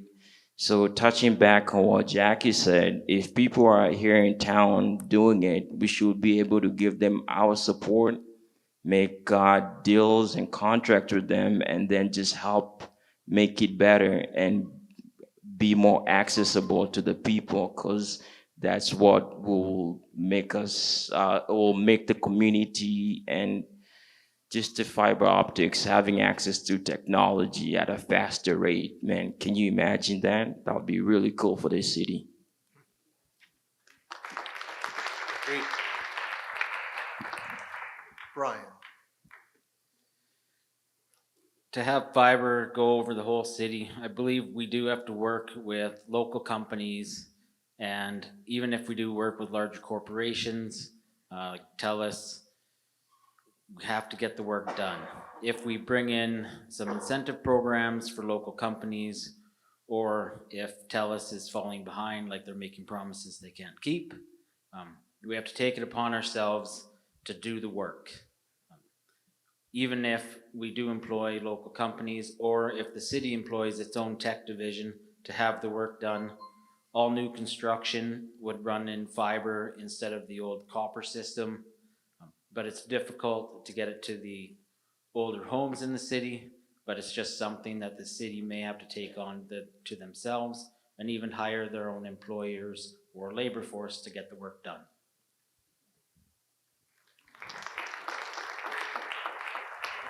All right, thank you.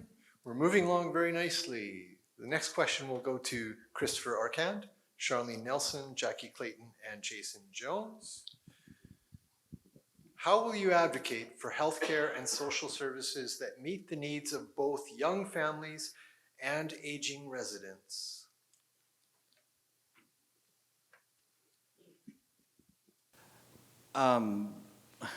First thing it would be is, once again, it's a word that's been beaten around here tonight, is advocacy, is working with provincial government and other governing bodies, especially when it comes to healthcare.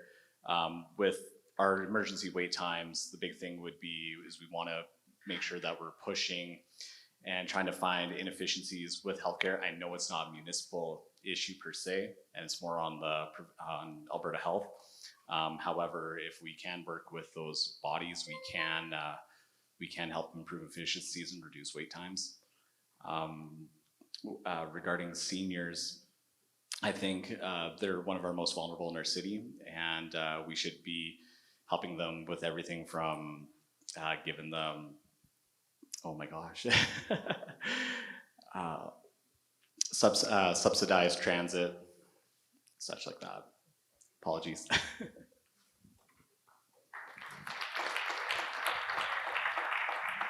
Thank you. Charlene Nelson. Well, we all know that Alberta healthcare is a provincial situation. So as a municipal district, we just get to keep advocating with the provincial government to get more funding so we can have more healthcare workers here to be available when we need them, so we don't have the wait times in emergencies or have to be sent somewhere else. We do have a new hospital that's getting built in Beaver Lodge, so that might alleviate some of our problems here in Grande Prairie. As far as senior citizens, this is an issue. We don't have enough health care here for them or housing unit care facilities for them to be in. The waiting list is awful. A lot of them, families are struggling trying to keep their elderlies at home. We need to speed up the process as far as that goes. But once again, this is a provincial issue, and we just...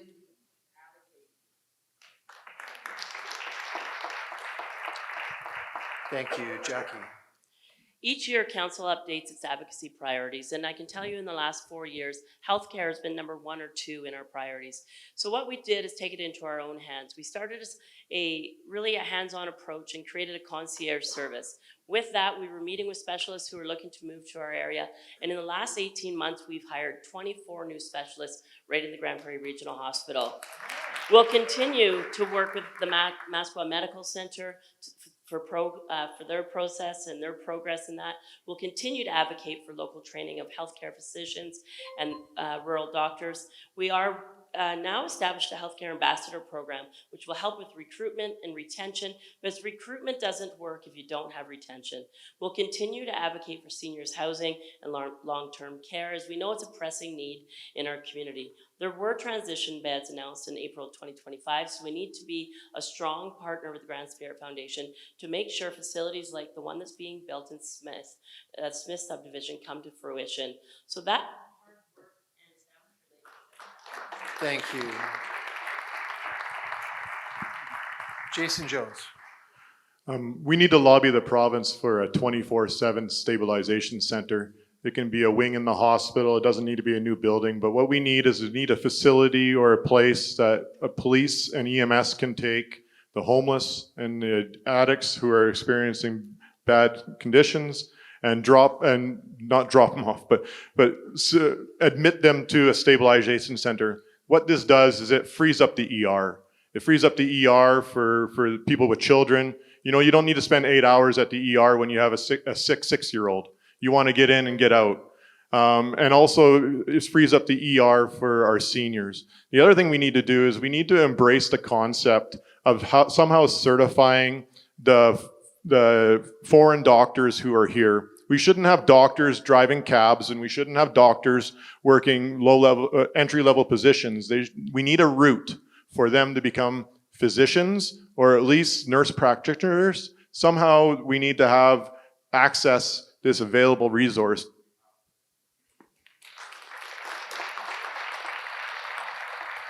Thank you. Okay, well, believe it or not, we have time for one last question. All right, and so this last question will go to Chris Kinney, James Flack, Duke Babunga, and Brian Patrician. The question is, local procurement keeps dollars circulating within our communities. How will you advocate for procurement policies that balance fiscal responsibility with support for Alberta-based local businesses and suppliers? Chris, please. Well, first and foremost, local is definitely a focus. We have a lot of small businesses, we have a lot of industries here, and the more we support local, the more it comes back into the community. Better off it is for employment and just more revenue back into the local economy. That should be a key point in any time we're putting out a request for quote, as well as our vendors. And that's for services, products, anything that we can utilize in the city. And then of course after that move towards provincial and then anything further. It's tricky because that's where a lot of our services we need are specialized. That maybe not necessarily our city right now has those type of services, but we would have to go down to Edmonton or something. But keeping in mind, the closer it is, the less it's going to cost us, so that we're not paying exorbitant amounts in travel and other shipping costs on top of what the labor will be on top of that as well.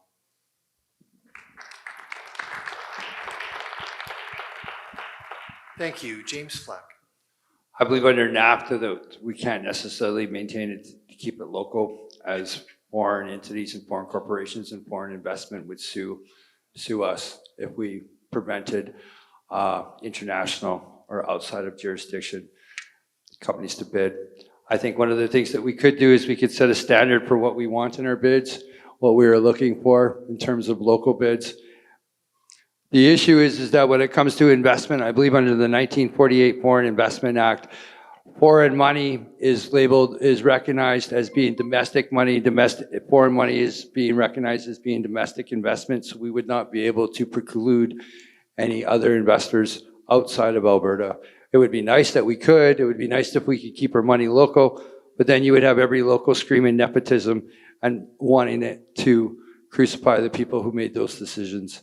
I think that the issue is that we could be more open and transparency on our bids. We could have a dashboard which shows what the conditions that were the bids, what was accepted. Thank you. Duke. Can you repeat the question, please? Sure. How will you advocate for procurement policies that balance fiscal responsibility with support for Alberta-based local businesses? I still don't understand. Can you explain that a little bit? Can you explain that a little better to me, please? It's all around procurement. That is, how will you ensure that the city's decision to choose who to hire or who to take as a supplier, how do they choose it, balancing fiscal responsibility versus supporting local? Well, I'm all for supporting local. If we can get everything and do it ourselves, we should be able to do it ourselves and support ourselves together in doing that. But if we can also get things that benefits us, like resources, and it's beneficial, I don't see why not. So if we can get it here and support our small businesses and make them grow bigger, that'll be better and ideal. But if we don't have the resources, we can always get them from somewhere else. Okay, thank you. And lastly, Brian Patrician, please. I'm all in support of local businesses.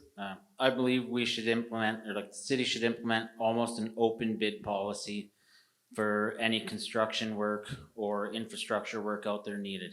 We shouldn't limit it to half a dozen companies that only specifically work on our roads or building construction or infrastructure. If local companies need the support, they can offer their bids.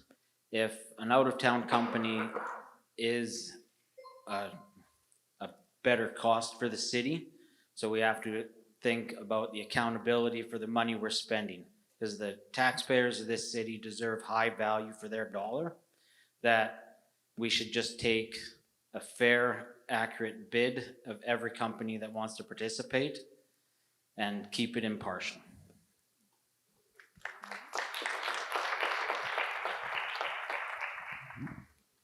Terrific, thank you.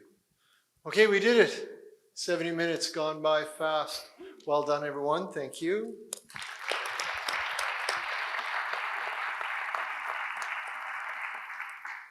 Okay, so now we'll move to your closing remarks. Again, I'll remind you, you will each have 2 minutes. And when you get to 30 seconds left, you'll hear that wonderful chime. And at 2 minutes, we'll stop you. All right? Again, I'm going to choose the order at random. Any questions? All good. We're going to make it. Okay, closing statements. Let's start with Christopher Arcand, please. Thank you so much. And thank you again for everyone for coming here tonight and those who are listening, engaging in these important conversations about our city's future. Grande Prairie is a community with enormous potential. We have hardworking families, innovative businesses, and a strong community spirit. But we also face real challenges, whether it's the rise in cost of living, pressures on community safety, or the need to balance growth with responsibility. Throughout this campaign, I have committed to a simple but important approach. Listen to residents, be transparent with decisions, and ensure every tax dollar is invested wisely. Our city already operates on a lean budget, and I believe that with smarter spending, not higher taxes, we could strengthen our infrastructure, support prevention and public safety, and create a community where both families and businesses can thrive. As a husband and father of 3, I know firsthand how important it is to build a city that is safe, affordable, and full of opportunity. I want my children and yours to grow up in a Grande Prairie where they feel proud of their community, where opportunity is within reach, and where families feel supported for generations to come. I am running for mayor because I believe in Grande Prairie's future, and I know that by working together, we can make this vision a reality.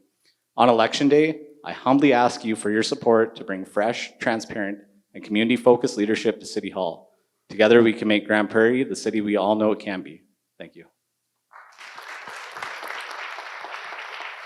Thank you, Christopher. Next is Jackie. Thanks. As we come to close tonight's forum, I want to begin by thanking you for trusting me as your mayor for over the past 4 years, for caring enough about our city to be here tonight and to listen and stay engaged. As a past chamber president, I know Grande Prairie has always been a city of resilience, opportunity, and possibility. Together, we've accomplished so much, but there still is a lot to do.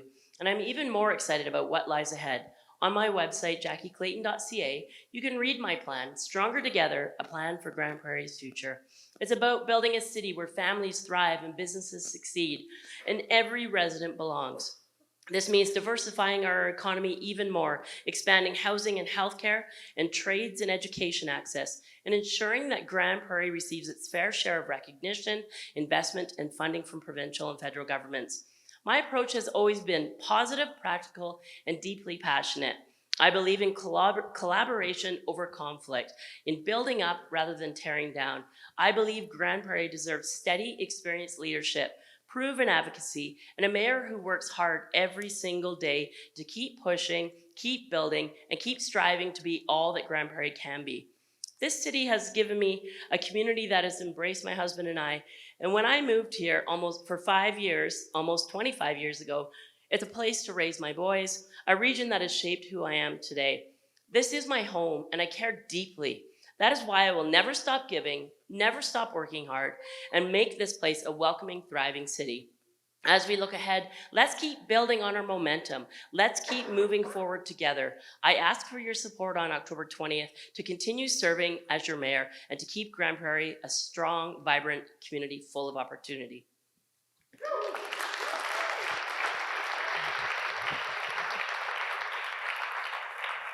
Thank you, Jackie. Next, we'll have Brian Patrician, please. I'd like to thank everybody for coming out. I'm Brian Patrician. I'm running for mayor. I'm focusing on affordable housing for all the newcomers or everybody's children in this city. Our infrastructure and transportation is important to me as well for senior citizens. Everybody needs accessibility to what the city provides. Small businesses need to be included in every aspect of the cities. If they don't thrive, businesses shut down, people become unemployed, and everything slowly starts to die. And I can't let that happen. The taxpayers deserve high value for their tax dollar. Everybody goes to work Monday to Friday, 5 days a week to earn that dollar they put in their pocket. It belongs in their pocket, so the city needs to spend it as high accessibility and the value that they can receive. I'm running for mayor because I believe we can do better. And I've listened to everybody on the streets, but I can't do it alone. I'm asking for your vote, your voice, and your partnership to move the city forward so we can exceed into the future. On October 20th, vote Patrician.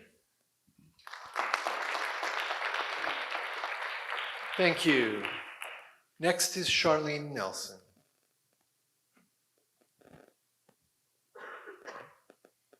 Tonight, I want to leave you with this. Our community strength has always come from the people like you. Hardworking, hopeful, determined. We need to be laser focused on things that are most important, like housing, food security, and flourishing business opportunities.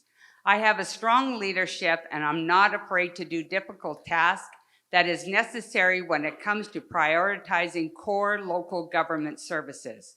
For a long time, Grande Prairie has spread itself a mile wide and an inch deep, trying to be all things to all people, and as a result, we are delivering service at a C+ grade level. We need goals that reflect prioritizations of the basics, roads, snow removal, and transit. The choice we make now isn't just about the next 4 years, it's about the future we're building for the next generation.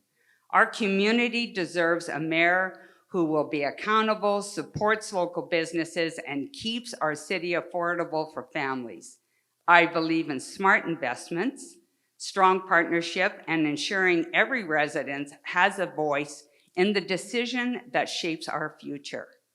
So I ask you, come out, bring a friend, family members to vote for me, Charlene Nelson, on October 20th, to let me lead with common sense, integrity, and community spirit, and let's make our voices heard. Grande Prairie deserves a strong leadership. Let's build it together. Thank you.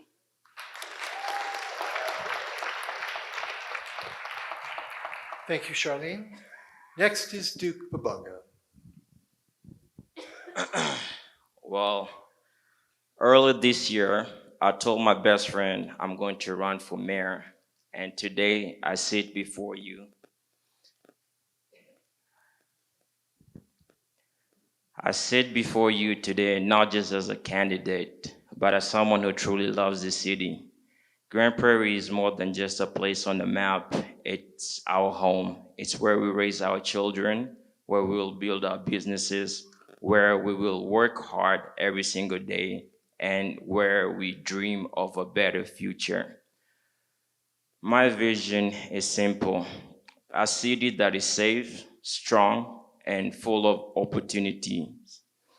As mayor, I will work tirelessly to create more jobs by supporting local businesses and attracting new investments.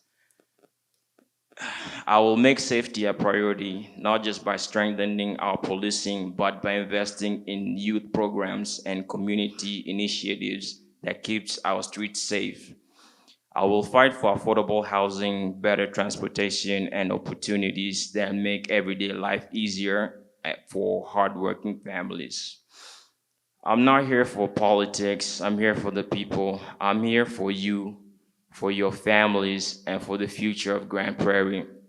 Together, let us build a city where every child can dream, every business can succeed, and every family can feel safe and proud to call Grande Prairie home. Thank you, and may God bless our great city. And vote for Duke. A vote for Duke is a vote for confidence, and let's make Grande Prairie great again. Thank you, Duke. Next, James Flack, please. Good evening, Chamber of Commerce, people of Grande Prairie. My name is James Plack. We have heard every candidate tonight say the same things. I believe in housing. I believe in safety. I believe in business. And of course, those things matter, but the real question is this. When it comes time to make the tough choices, who will actually have the courage to deliver change? Right now, 1 in 5 households in Grande Prairie don't know where their next meal is coming from. That's not a stat. That's our neighbor. That's our children. That's our seniors. Homelessness is up nearly 20% in 2 years. Petty crime is up 15%. Human trafficking and drugs are tearing at our inner city, and City Hall never wants to talk about it. Meanwhile, we have the second highest property taxes in Alberta, and this year Council approved the $35 billion discretionary capital projects budget. They keep raising taxes, overspending on projects, and ignoring the real issues that matter most. You can't run a household like that, you can't run a business like that, and you can't run a city like that. Here's what sets me apart. I've already built more engagement with the people of Grande Prairie than City Hall itself. My conversations online and in person reach tens of thousands of residents. I've sat with the homeless, I've ridden the buses, I've listened directly to the people. That's leadership, not hiding behind a desk, but standing with the community. That's how I believe leadership begins. Not by talking at people, but by listening to them, learning from them, and standing with them. Listening isn't enough, however. We have to act. When we spend wisely, we can finally invest where it matters, safer street, transit people can rely on, and real support for businesses that wants to grow instead of being buried in red tape. I love this city. I believe in its people, in its resilience, and in its future. Grande Prairie is not broken. It's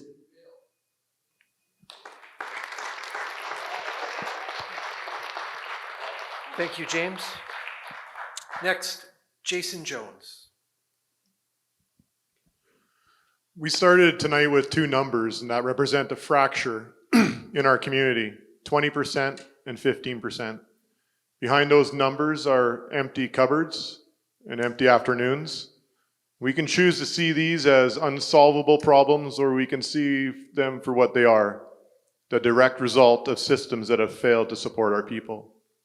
A system that is broken can be fixed. A future that seems uncertain can be secured. I didn't come to this race with just good intentions. I came with a builder's skill set. My life's work has been in mastering complex systems, in global supply chains, and in local business lobbies. I've done the financial analysis and relationship management that has saved many jobs right here in this town from attrition. I know how to navigate complexity, manage multi-million-dollar budgets, and most importantly, I know the solution to any challenge lies in empowering the frontline workers. I've even walked the streets of Grande Prairie with our premier when we worked and lobbied together almost 20 years ago. This is the exact same approach I'll take to City Hall. We will build a new system, an economy that is diverse, resilient, and built on stable, well-paying jobs. We will create the conditions where parents can be home, present, and secure, and where our small businesses just don't survive, but they thrive. This is the engine that will drive our mission. So when you walk into that voting booth, you aren't just choosing a person, you're choosing a mission. And let me be clear, I'm just a man. One day I'll not be here. Our children's future should never come down to a single person. This election should be about unfolding a grand vision for Grande Prairie. My name is Jason Jones, and I'd be honored to have your support. Thank you.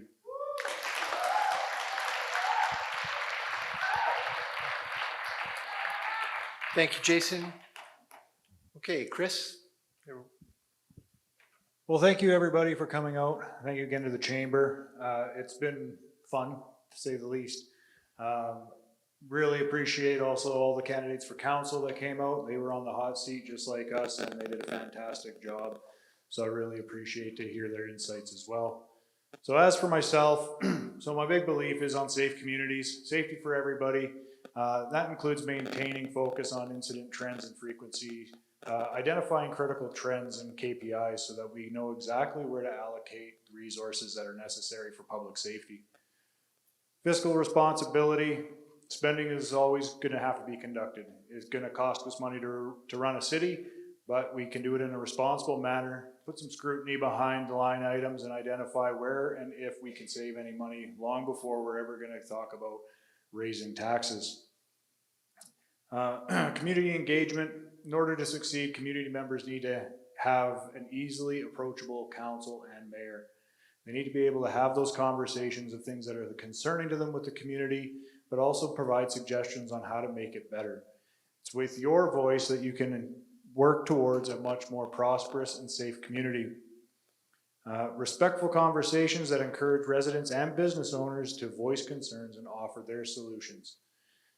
I've been in Grande Prairie, like I said, since I was just a kid. It's been wonderful to me. I've raised my family.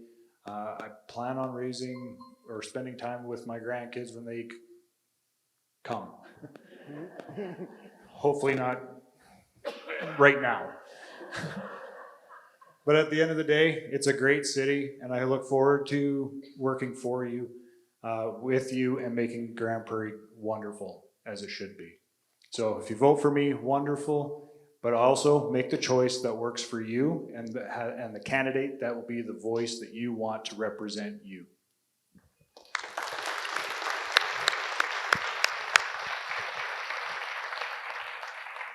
And there you have it, ladies and gentlemen. A very passionate, committed group of candidates. I commend you all for stepping up and looking to get involved, and wish you all the best on election day. And before I let you go, if you would just join me in showing appreciation for the many people who have worked to make tonight a success. I'd like to start with the Chamber of Commerce staff members, including Helen, Max, Leah, Tom, Janice, Wendy. They're all quietly working in the back. They've done a ton of work to make this work great. Thank you.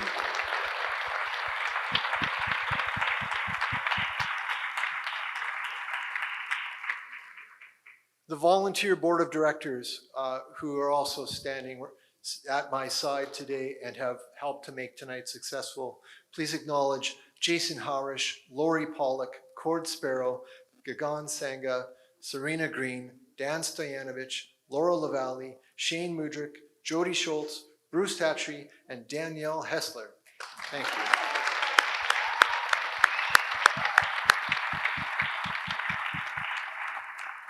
And last but not least, we've heard it, this is a fantastic facility.